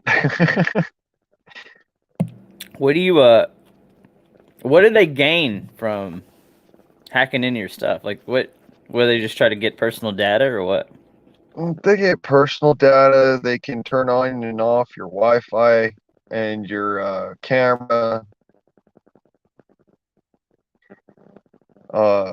They can shut down or turn on your internet service.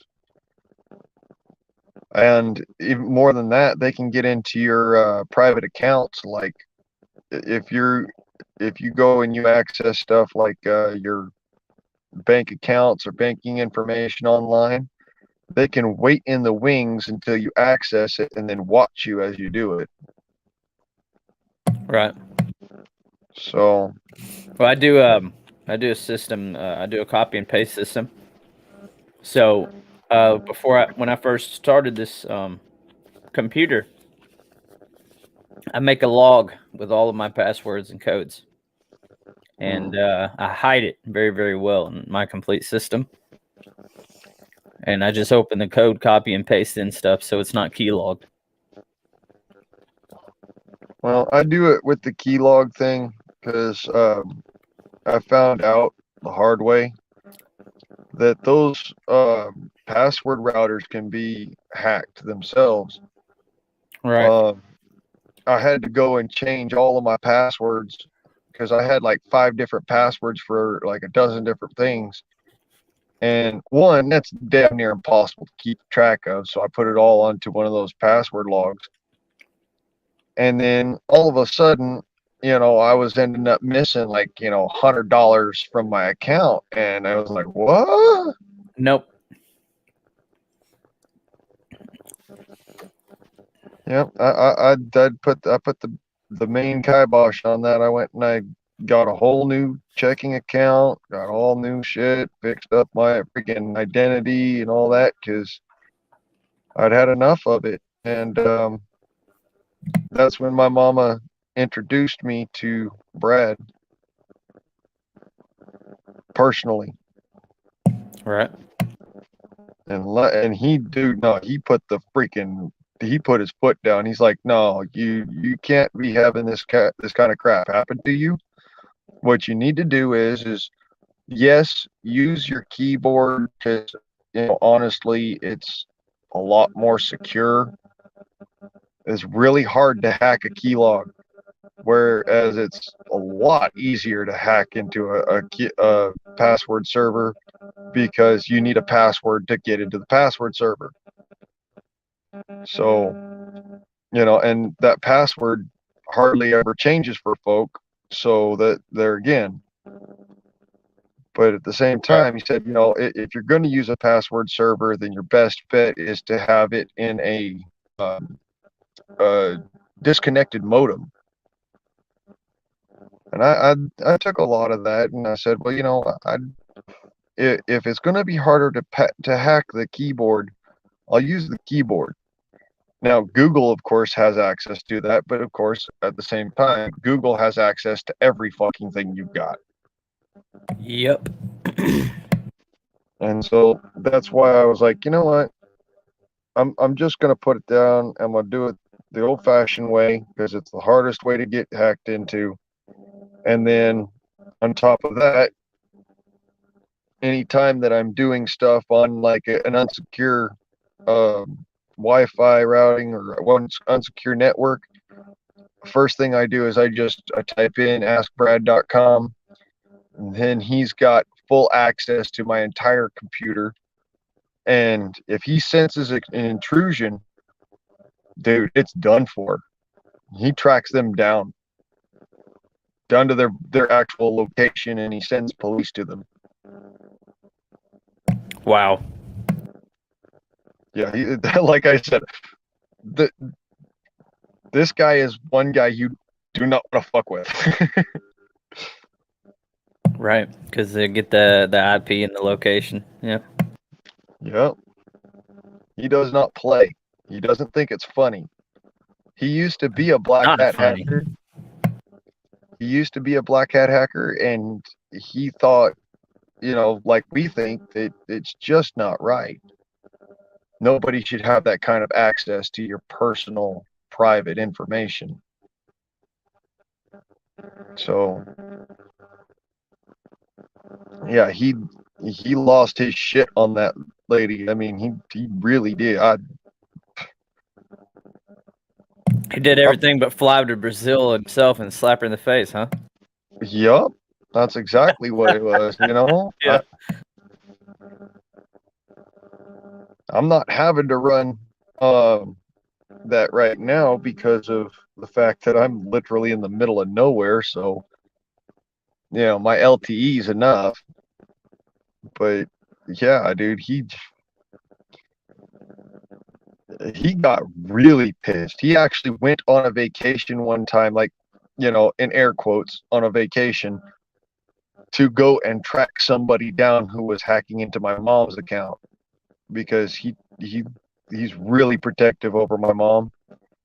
They were best friends going through high school and through college. Yeah, he's really protective of her. So, Right. I pity the fool. I pity the fool. Isn't that what Mr. T says?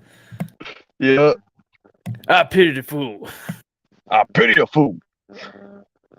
That's funny. Yeah, man. But yeah, he fucking went on a full-on vacation to Barbados just to go and stomp somebody's freaking computer into little tiny bits. Wow, dude. That is why you do not fuck with Brad Laverne. I hear That man will literally he scares the FBI, dude.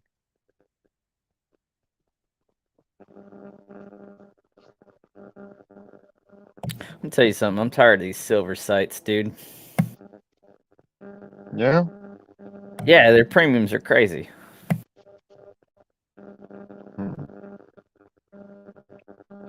Well, you know what? There is a trick about it that you can get absolutely pure silver from scrap, from crap. Y'all are on the YouTube, so you can check this out for yourselves. I think the fellow's name was fuck, I can't. Oh man, I can't remember it off the top of my head. All he does is take and refine silver and gold and make it into pure silver and gold crystal. So basically what you do is you take aqua regia for gold and it's like you can do aqua regia for silver too, but I think it's nitric acid what you use is the most for silver. But you take that and then you put an electrode in one side and an anode in the other, anode and cathode, and you run a current through it, and the solution all backs up to the cathode, and it grows crystals off the cathode, so you get pure silver. Have you actually seen that happen before? Yep. Watched it happen on a live stream. That's interesting. Stuart might know who he is. I can't remember off the top of my head. It was he doesn't have an exactly a huge channel, but he's got an all right channel, All right. And yeah, that's all he does. You guys have heard about the fella that does all the meltdown stuff, Big Stacked? No, I've never. I don't think I've ever watched Meltdown stuff. I normally just watch the finished products like the silver rounds or mints or yeah, it's pretty much it. I'm not into gold that much. I'm more into silver because with gold, I mean it's gonna get up there, but silver's got so much more growth potential.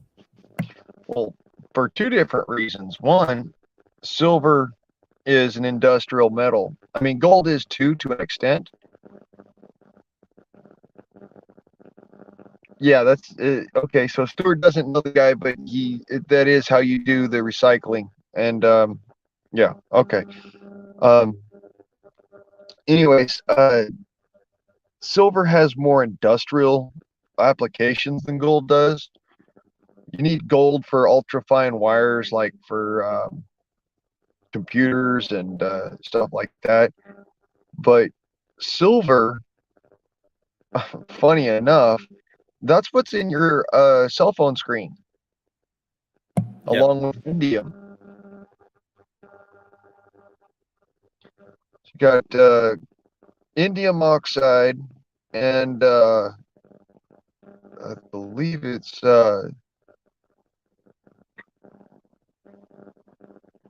silver palisade are the two that they make them the most out of.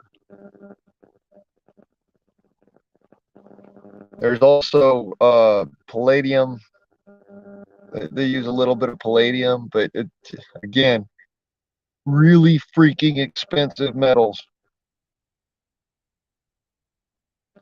They make silver look like it's cheap. Yeah, palladium. Its spot price right now is $2,425. Jesus. Yeah. I need to go take that palladium converter I've got and fucking rip it apart. I don't know how they measure that though. Let me check. It's per ounce. So yes. yeah, Per ounce. 2,400 per ounce. $78 $78 per gram. Jesus. Yeah. See, silver's up there, I believe, at around like something like $75 an ounce. No, it's right now at 27. It's probably the cheapest it's going to be for a while. If anybody, yeah. If I didn't have so much other stuff to worry about, I'd probably really invest into silver right now. But who knows? Good night, Sita. Good night, honey. You have a good one.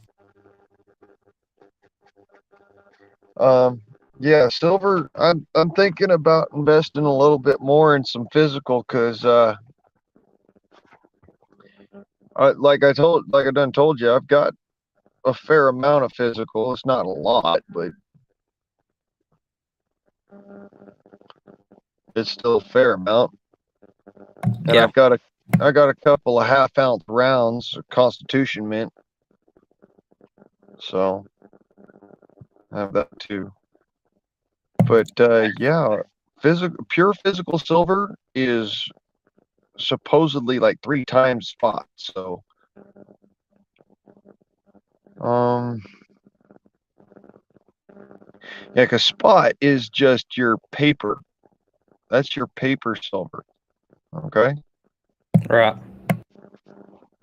Yeah. CD, you're more than welcome to come on to my live anytime I'm on.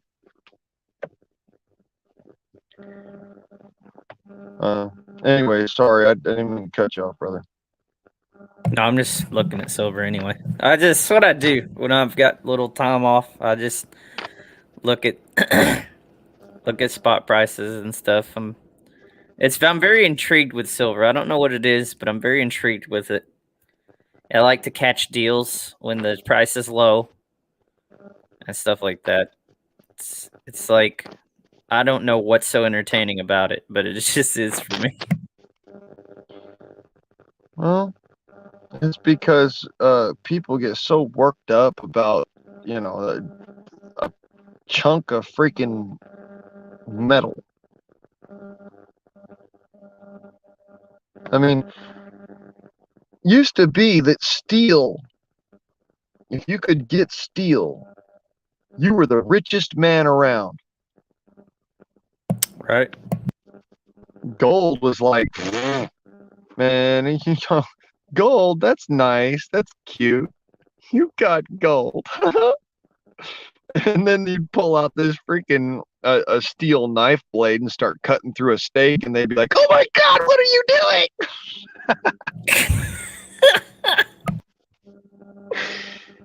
Nowadays, it's just freaking silver. They're like, you pull out a silver knife and start cutting through a steak, and they lose their shit. But you got a freaking steel knife or whatever, and yeah, whatever. How quaint. I would be more disturbed the fact that somebody actually molded silver into a knife, really. I wouldn't. I've seen plenty of silver knives. Unlike steel, you don't have to have a feather edge on silver in order for it to cut. It holds a molecular edge. Really? Yeah, really.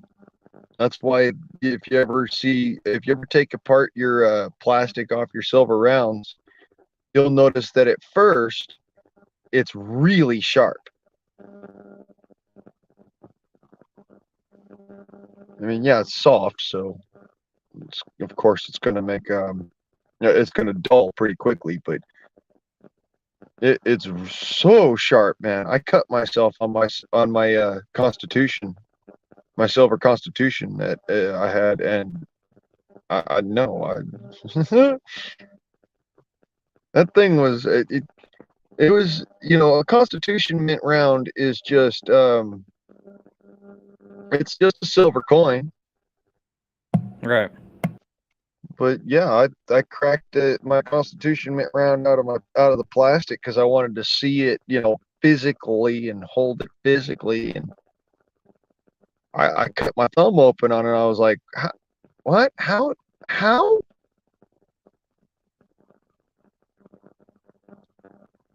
It's just not.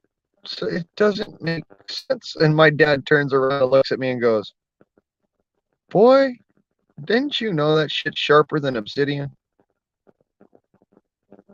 Wow, I didn't know that, man. I take my silver out all the time. It doesn't really bother me. That's weird. Yeah, no, it used to be that if you got it straight from the mint and it was in pristine condition and whatnot, they didn't bother to deburr it. So I see what you're talking about. Okay. What would happen is you'd have Yeah, they didn't round it off, right? Yeah, they didn't round off the edges. Now I see what you're talking about. Yeah. You'd have a really sharp coin, and yeah, no, it actually does hold a molecular edge like obsidian does. That's interesting. Obsidian's a lot harder, but at the same, I mean, used to be that's what they made surgical implements out of was silver.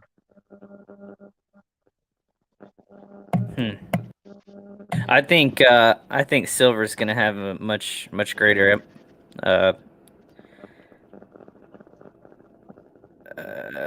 what's the word I'm looking for? I'm trying to say application. I think silver is going to have a much greater application in the health realm coming up. That's just my theory. Well, a lot of folks are using it as a colloidal. I'm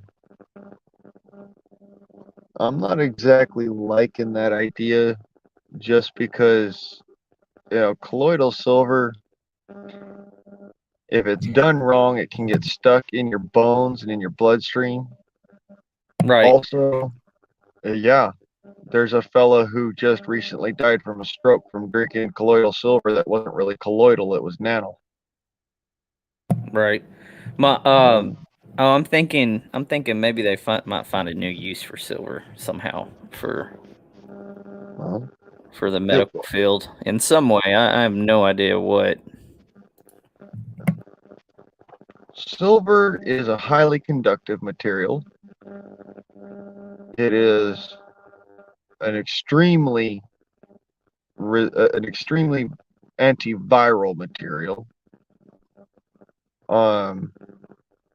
It has no magnetic properties whatsoever, and as a heavy metal toxicity, it's actually a very low toxicity as a heavy metal. It takes a certain concentration in the bloodstream to actually become extremely toxic. So I know this guy that I was talking about. He was drinking it as a nanoparticulate, and yeah, it's actually all over the YouTubes. Poor guy, he drank it for years, and then all of a sudden it just turned him blue. I wouldn't want to deal with all that. Yeah, that's why I was like, I damn near lost my mind. I was like, wait a minute, people are fucking doing this shit now. What is, huh? And then I went and I looked, and I was like, wait, that's something that everybody's doing right now because they're fucking scared of fucking coof. Yeah. Well, I don't even want to. Oh, don't even get me started on the whole. All of this. Look. Yeah, let's not, dude, because that's probably going to end up getting me a strike. Probably be the only thing that ever would too, because everything else, they're just scared to go after me for. I'm just, boy, I tell you what, I can't look. Someone like me being the ambassador of truth and watching a lot of people follow a lie, it's irritating. Oh yeah, can't stand it, man. Well, the thing is that if people don't understand their Bible, it makes it very clear what you do in the face of a pestilence, right? Even if it is any. Yeah, you rebuke it. Well, which means to speak against it. You do speak against it, but at the same time, there's clear instructions of what you do when you have a pestilence. I don't remember where it's at, so I have to look it up. That would be in the Talmud of the Torah. That would be the books from Leviticus, Deuteronomy, and Numbers, I believe. That's like it. Yeah, like I said, I don't know the chapter and verse, but I do know the books. Right. Yeah, I'm the same way. But then again, to what is knowledge? Knowledge is when you have the ability to know something exists and go to it. Right? That doesn't necessarily mean it's right there in front of you all the time. Right.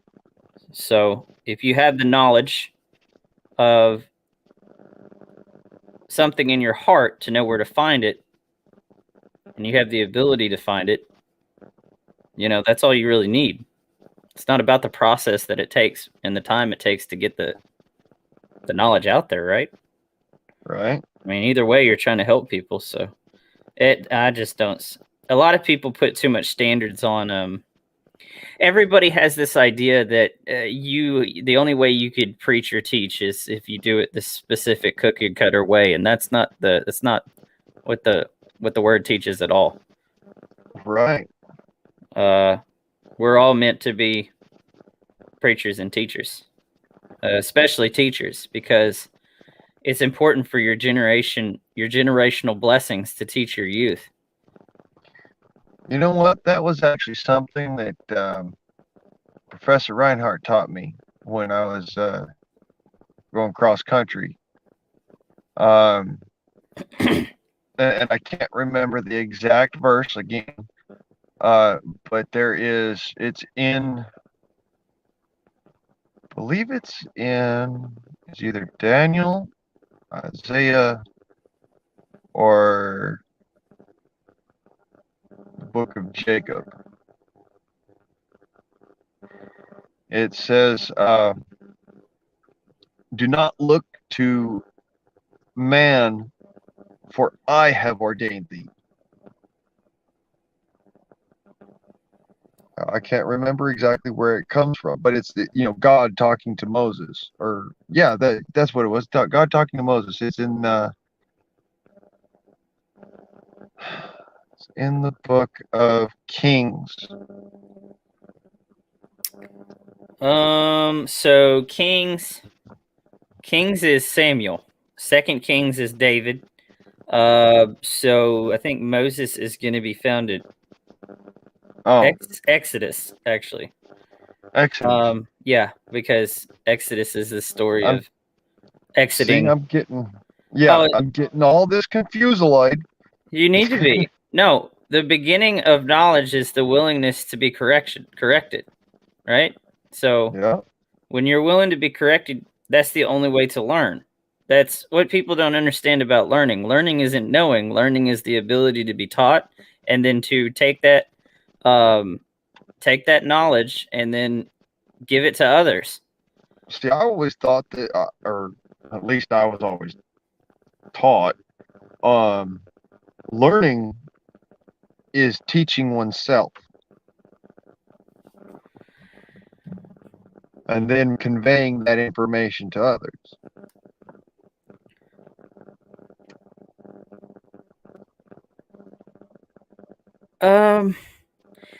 I don't know, because I don't know the clear definition of learning. I'm someone who has a definition of the spiritual way of learning, right? So what would be learning to one person? That one person's definition would be a worldly version, and what would be learning to me is a lot different, because the Lord, when you get to a certain place in the spirit, the Lord teaches you differently. You see what I'm saying? So what is learning for the intellect is not so much learning for the spirit. So it's kind of different depending on who you are and how you approach something to learn in the first place. At least that is for me. So I take a very relaxed approach into learning something. I am 100 when someone tries to teach me something, I'm 110% going into it as if I don't know anything, because that means I can get the most out of it, right? So like, I grew up with freaking encyclopedias and dictionaries and a dad that basically, if I didn't complete, if I didn't at least go through the definitions of about 40 words a day and complete 2 chapters in each encyclopedia by the end of the day, I didn't get to go out and play out in the backyard and get all dirty and have fun. So that is it's an anal retentive father is what it is. No, it's something that people put on you. I can't remember what the name of it is. It's it's basically like I wish I knew what it was. It's like an expectation that I know that expectation isn't the word, because there's an actual spirit behind something like that, and I can't remember what it is right now. I'll have to think about that one, because that's not something because that's something I had to overcome that when I decided to change, because that's what a lot of people put on me.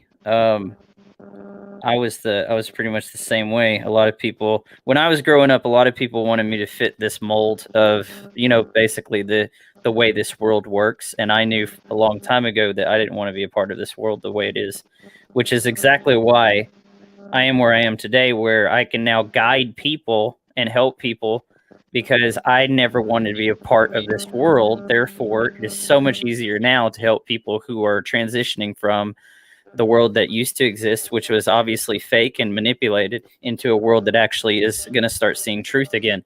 So it's very easy for me to guide people out of that process, because I never wanted to be part of that world in the first place. So the expectations of the old world, people like to put on you. But there is going to be a new thing. So take heart. Things will get better. You could ask me any question in the world about animals.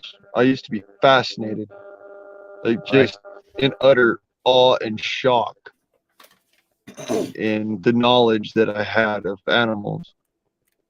And you could ask me about, certain things about material sciences and whatnot. You could ask me just about anything about physics. I know quite a bit of chemistry, but I was force-fed religion, and I was force-fed the English language. Right. So I never really had the same fascination for them. And so for me to retain things, I really want, it's kind of one of those things where I have to want to learn it. Well, here's the thing. God hates religion, number one. And Jesus, tell me about it. yeah, God hates religion. And, obviously religion hates God, because religion killed his son. So there you go. And, well, I just said, you could spell it out any different way, but in the end, that's the reality. That's exactly what happened. The religious spirit killed the Son of Man, the Son of God. So, yes. So yeah, God detests the religious spirit. But you were saying something else. What was the next one? What was the other one? You said something else. The English language. Yes, the English language. What I've been led to understand? Do you believe this? Because I've done a little research on the English language, and I believe the English language was created by a satanic tongue. Do you believe that? No, not really, because when I have to, I did a little bit of etymology in my time, and that's the history of language. Okay. It's not entomology, it's etymology. Right. So it's it's a hard one to run. But yes, a lot of these words that we use in the English language come from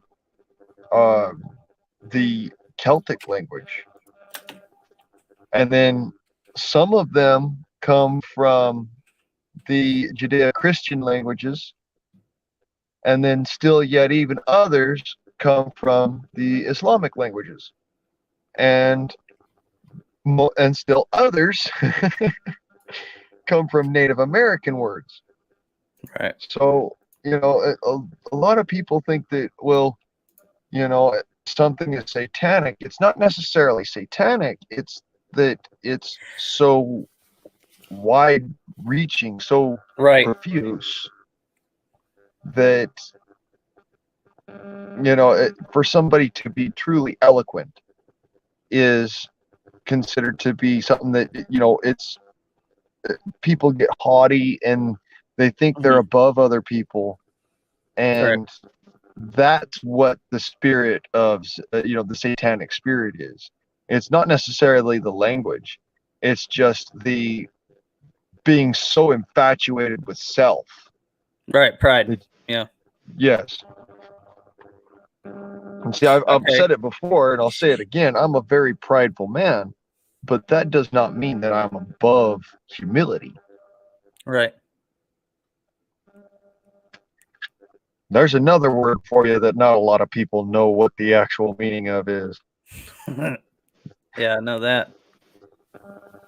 I know that.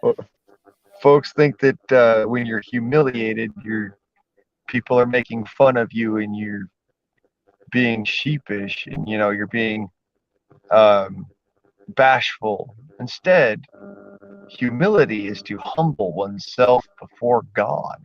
Yes, it is. Now So, that's people could take honestly, a lot of people think that a lack of respect is the problem. It's really a lack of humility, which is the problem, because if you're humble, you can't and won't have the ability to disrespect somebody. and in the instance that they feel disrespect, it's one of those things. As a humble person, you find a way to backpedal to say, well, let me help you to understand what I mean, or let me help you to find a way towards forgiveness. Because yes, being a humble person does not necessarily mean that you just, I'm going to capitulate and say whatever you want me to say. Right. Because I'm sorry, but I'm not going to say what you want me to say. It's not like that. No. I mean, let me put it in terms that some folks could actually understand. I have such a relationship with the Great Spirit, with God, with the higher power, that I'll sit there and I'll joke with God, and people look at me like, "Oh, no, no, no, that's blasphemy. Don't do that." I'm like, "No, you don't understand. He gets a kick out of it." Yeah, if we're made in the image of God and we have a sense of humor, where did that come from? Right? Yep, I hear you. I mean, I kind of do the same thing, just not as often. But I do the same thing too. Well, yeah, it's like, I tell when you you what, get razzed. I will do a heck of a lot more joking around whenever we get over this gigantic corrupted hump that we're on right now. Yeah. Like, I'm so down to go back to cracking jokes and having fun again, and mingling with people and all of that stuff. But for right now, I mean, it's head up and eyes forward. I mean, because we can't kid ourselves, and we can't let the enemy gain an inch, because he'll take a gigantic mile, like you were talking about the other day, or today, or whenever you were talking about it. I heard it recently. I think that was last night, brother. As possibly last night. All of my days have been melded together because I've been in the house working for everyone. Well, you know what? It's the fact of the matter is that the efforts that we make in the end will be fruitious. Oh yeah. All right, and I don't just believe that. I don't know how to tell you how I know it, because well, you know it because it's in the word. It says the good race. okay, it's hard to explain it without offending somebody, so I'm just gonna come out straight and say it. You should offend people, because people are in the wrong spirit if they're willing to be offended. All right, well, like I said, I'm just gonna come out and say it. Yeah, say it. We are beings of light, Yes. of sound, of frequency. Yep.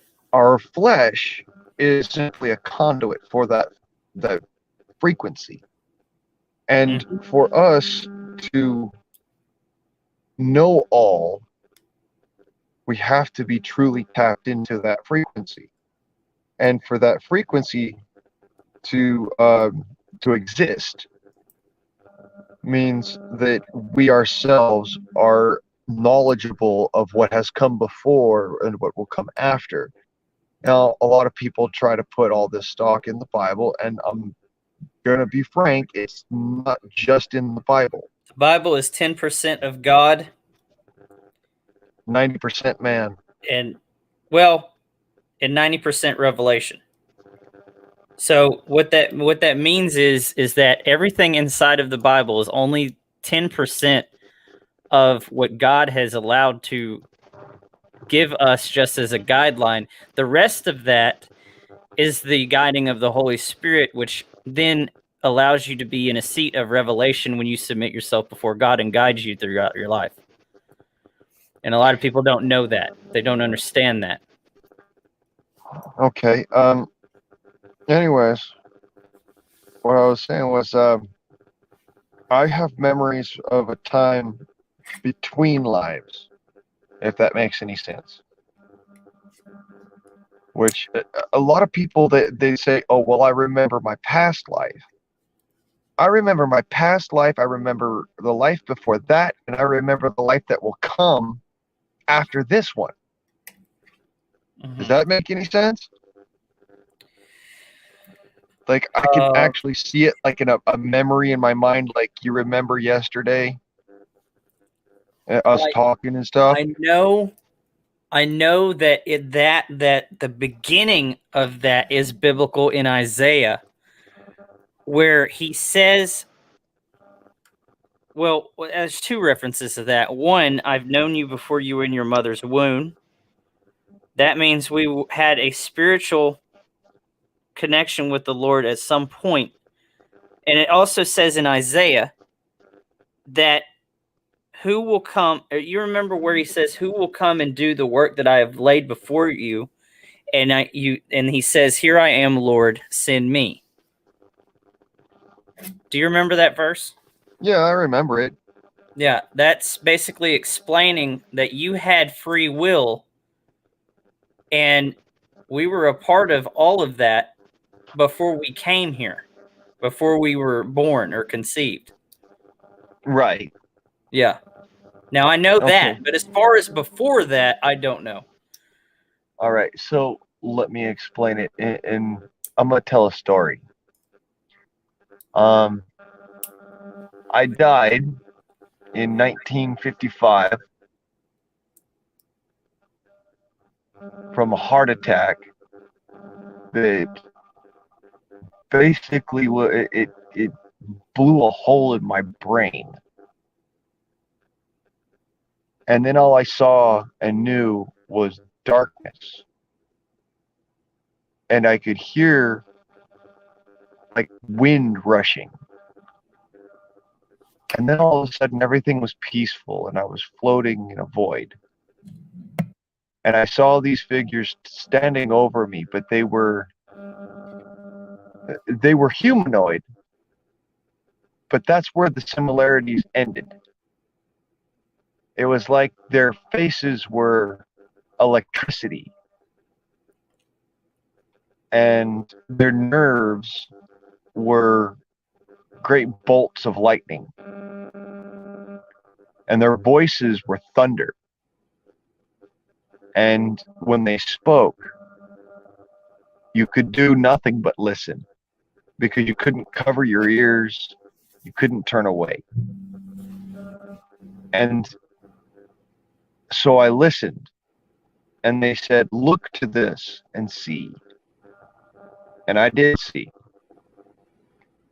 I saw that the life that had been before was me trying to explain how things worked in our universe. And then when I died, I saw everything for what it was, the entire cosmos. And then I saw the life that I would lead next. And I was given the choice, who do you wish to be? And I said, I want to be Blaine, because Blaine knew things and spoke things that very few had the willingness to speak. And I cannot myself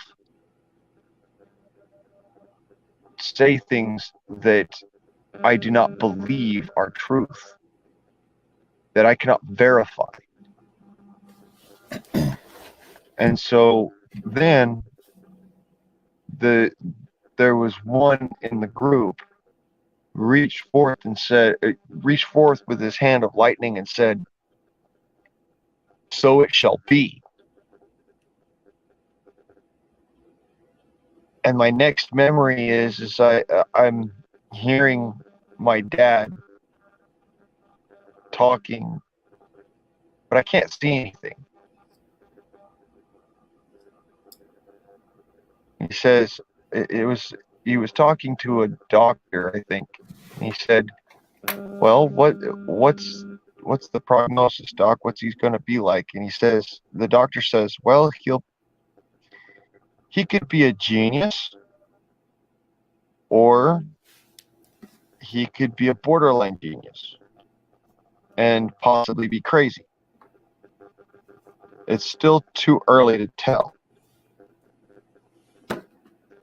Then my next memory is I'm basically being born, if you could call it that. I'm open my eyes and I'm not even really out of my mom's, and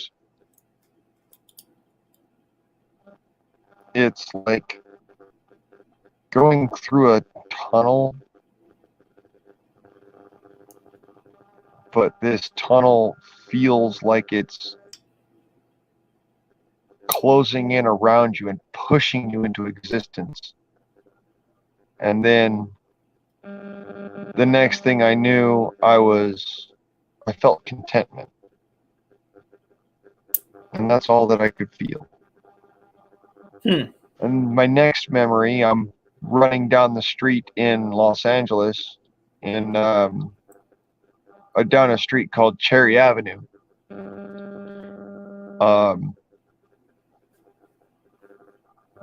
And I think I was like in a walker or something. Right. And I get to the bottom of the hill, and a police officer runs up, grabs my walker, picks up me, the walker, and everything, and walks back up to the apartment building that used to be there, which is now a Lomita County Sheriff precinct. And he walks up to the different doors there, knocks on the doors, and goes, "Is this your son? Is this your son?" And finally, my mom comes to the door, and she opens the door, and the sheriff looks inside and goes, "Oh my God," because there was ants crawling from one end of the. It looked like the entire countertop was just one big moving black mass. Right. And he said, "You've got to get out of here." The next thing I remember, basically, was I was tumbling down the front steps at our new house in Ogden, Utah, in that same damn walker. So yeah, it's little snippets of my life before I turned about 3.5 years old that were so traumatic that I remember them. Right. So, and remember how I said I remember things that come after this life? Yeah. Okay. I tell people every now and then that, that your children will learn about me in their high schools and whatnot, and in their history classes. Well,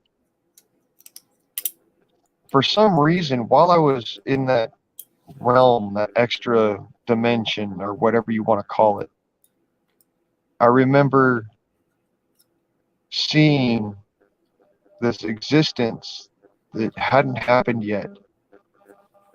And it was this young man. He's sitting in front of a computer. He's got he's got a couple of M16s and a sniper rifle sitting next to him. And he's like, "Man, what I wouldn't have given to live in those days when Blaine Price and all those other guys were sitting there and just chatting it up." And his mom walks over and says, "Well, if it wasn't for the militias, we wouldn't have these things, son. We wouldn't have these abilities. If it wasn't for them, we'd all be in a lot darker times." And so, I do have to say that I feel like I already know that my path is destined.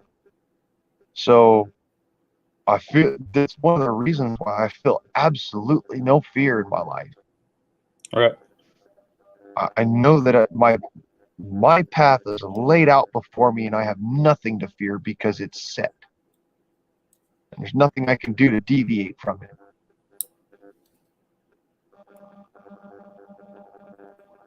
Because the larger history is what our destiny is. So, in all reality, I'm not afraid. I know we're gonna win, dude. Oh yeah. I mean, It's not even a doubt in my there's mind. been nothing but peace. You know, anyone who has the Holy Spirit right now knows there's nothing but peace. We absolutely know that, and it's not like most people would say, "Well, God's in control." No, it's the actual spiritual peace that you have when you're led by the Spirit. If there's turmoil, the Spirit will tell you there's turmoil. If there's a war in the Spirit or a war ahead, the Spirit will lead you to understand that that is coming. So, yeah, I get what you're saying. And I know what you're saying too. It's not just that. Like, I know what you're saying specifically, that you know because of whatever has allowed you to see snippets or whatever that. I can't explain that because I haven't experienced something like that. So I have no idea. It's I think it's because I've never been able to forget anything. I mean, there's one point in my entire life that I can't remember, Right. and I literally drank 2/5 of vodka back to back, like all in one go, all at one time, all like within 15 minutes of each other. That's the only night I can't remember. Right.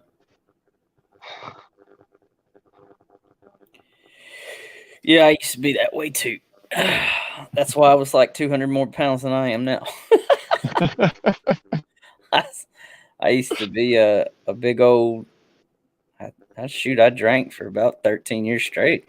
I haven't, I've never been the type to go overboard. I was just, 4 or 5 beers before bed, and I go to sleep, wake up the next day, and go to work. That's what I used to be. It used to be my life. But there was no peace. I mean, I had everything, a lot. I had a lot. I was always. I had good times. I had bad times. I experienced everything that this world can give me, and no peace was found. None. Until I changed my life to serve the Lord. That's the only time I've ever had peace, and I haven't had any temptations or nothing since, and I don't care. Like, I'm happy doing what I'm doing. I've never been able to say that, but I definitely am. So, See, that right there, yeah, that peace that you feel, yeah, it's something that I've never really had. I've always had this feeling like I'm 1 foot in, 1 foot out. Like, it's not peaceful. right. That's for certain. It's not peaceful. It's, if anything, it's chaotic. But Right. the fact that I've had 1 foot in the world and 1 foot in the grave my whole life, I've never really had a need to think about things as being afraid of them, because I know I know they're going to happen, and I know it's going to happen in the way that is prescribed before me. My path is chosen without me choosing. And it's not that, the Holy Spirit or anybody has chosen it for me. It's that these things have already happened. I'm just walking that path. It's so hard to explain. I'm not here to tell you you are wrong. But what I do know that there are things. You know what a familiar spirit is? A familiar spirit? No. Yes.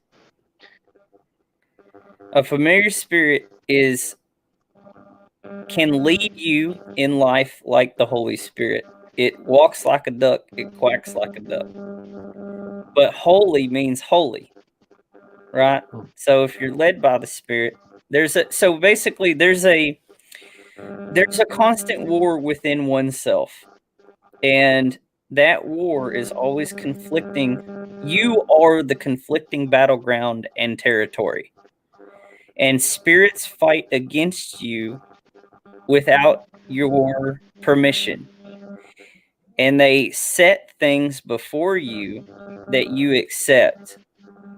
And you can either be content with that reality, or you could make a decision to find something that brings you peace. So we all have that battleground within us, and the world tells you that you don't, but you do, because they're not following what's laid out before you in the Word. Like it tells you, the Word's a guideline. It's just a guideline. What carries you the rest of the way, what grants you that peace, is the Holy Spirit, which you only get from living the submitted life. Like you said, 1 foot in and 1 foot out. We can't grasp the actual peace that the Holy Spirit gives until we pick one lane or the other, right? So I'm not here to say anybody's wrong or anyone's right, but what I do know is the knowledge of the Spirit shows the evidence of the fruits. So the evidence of the fruits of the Spirit, led by the Spirit of God, grants peace. And when you do not have that, you're not led by it. Now, that doesn't mean you don't have a remnant of it. You're just not led by it. That's the difference, is that people think because they don't have peace that they don't have a remnant of the Spirit. That's not true. Like I said, it's a battlefield. And people don't know that we are spiritual beings. Like you said, we're vessels. So different spirits have the right to attack us if we allow that to happen. An attack doesn't mean, oh, we're going to get flung to the ground like a demon's killing us or something. No, an attack from the Spirit is the alteration and acceptance of a vision or something that you are conflicted by. So basically, there's so many spirits that work together that it almost seems godly, right? And that's the territorial that is the territorial battle that no one talks about, but it's true. It's out there and it exists. And the only thing that grants the peace that everyone seeks is the leading of the Holy Spirit. Now, remember, I said leading. That's the key word. What that means is you choose to listen to the Holy Spirit over the other spirits, because you're always going to have them nipping at your heels until they flee. That's why they say if you ignore the enemy, he will flee from you. That means if you ignore all of those spirits, they will flee from you. And it's true. But it's like, so you said you like physics. Think of it like spiritual physics. That's the way I thought about it, because I love physics as well. Spiritual physics are not something that you can learn. They're something that's taught by the Spirit. But it's true. It's just a battlefield. And once you understand the physics of the battle, you can overcome. But remember, in the Bible, it says, take heart, for I have overcome the world. Who overcame the world? The Spirit that came from Jesus when he released his Spirit. So, that's really the Spirit that we do listen to. And once we do, we become less and it becomes more within us. So that is what grants the peace, is that our earthly desires are then put down. And when it says pick up your cross, that's picking up your cross, is putting down that one foot into the pathway to the narrow gate, moving forward, and then you're really set free once you walk into that gate. But it all starts with understanding the physics of the spiritual battleground, and no one talks about that because they don't understand. Pretty interesting, isn't it? All I know is it's gotten a whole lot more chaotic. It will, because it's something that people don't speak about. And that's the problem with really society, is that they have little truth, but they don't know how to pull it all together. And see, the enemy knows about the spirit. So all of these people that control us, quote unquote, they all know about the spiritual realm. And we don't. But I do. But not a lot of people do. Because they're led to believe that everything is flesh and blood, and it's not. It specifically says in the Bible, for you do not fight against flesh and blood. But by what? Principalities and powers. What are principalities and powers? Spirits. Demonic invasions. They're rituals. Sacrifices. All those things. They don't tell you about those things. So it's really the lack of the spiritual battlefield that we do not know nor is taught that allows them to have the advantage over us. And like I said, spiritual physics. Once we understand the spiritual physics, we will gain the territory and have our sovereignty. It's really more patriotic than people think. Just knowing the spirit realm. Speaking of chaos, I gotta go and get stuff picked up and get myself ready to get out of here. I hear you. I gotta get back to work. I hear you. Brother, it's been awesome. I'm exhausted, and I'm certain that you've got a mile of freaking work to do as well. Yes, I do. So I'm gonna let you go. But you know what? When I get back on the interwebs and whatnot, you come cruising in, brother, because seriously, we could use with some more of the spiritual guidance. Yeah. Especially on this battlefield that,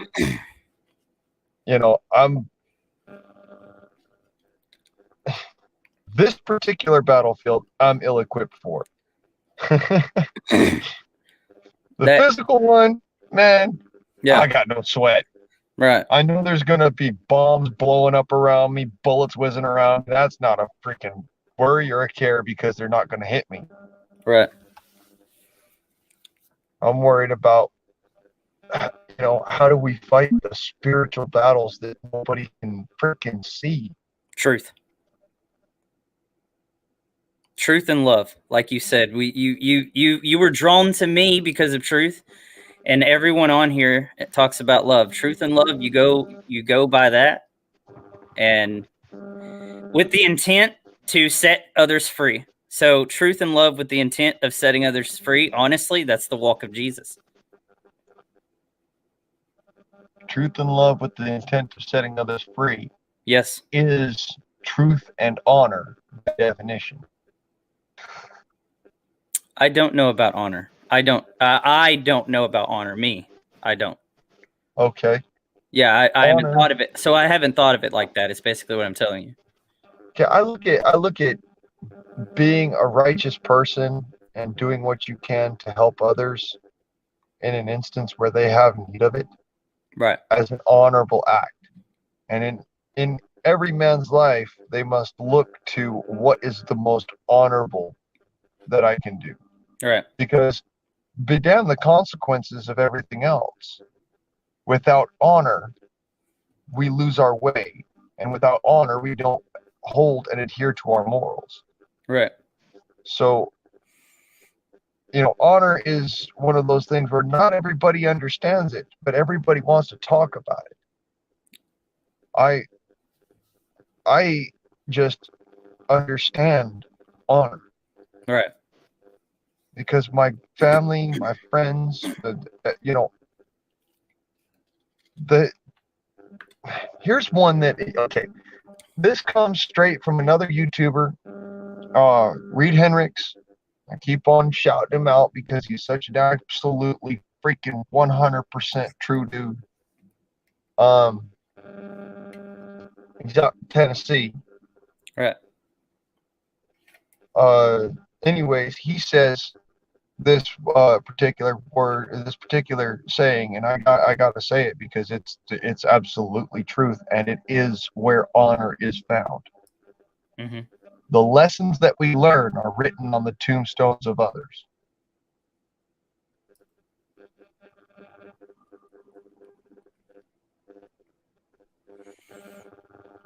I got you on that. You got to chew on that? Well, yeah, because the reason why, so here's why I have to chew on that. Because I don't,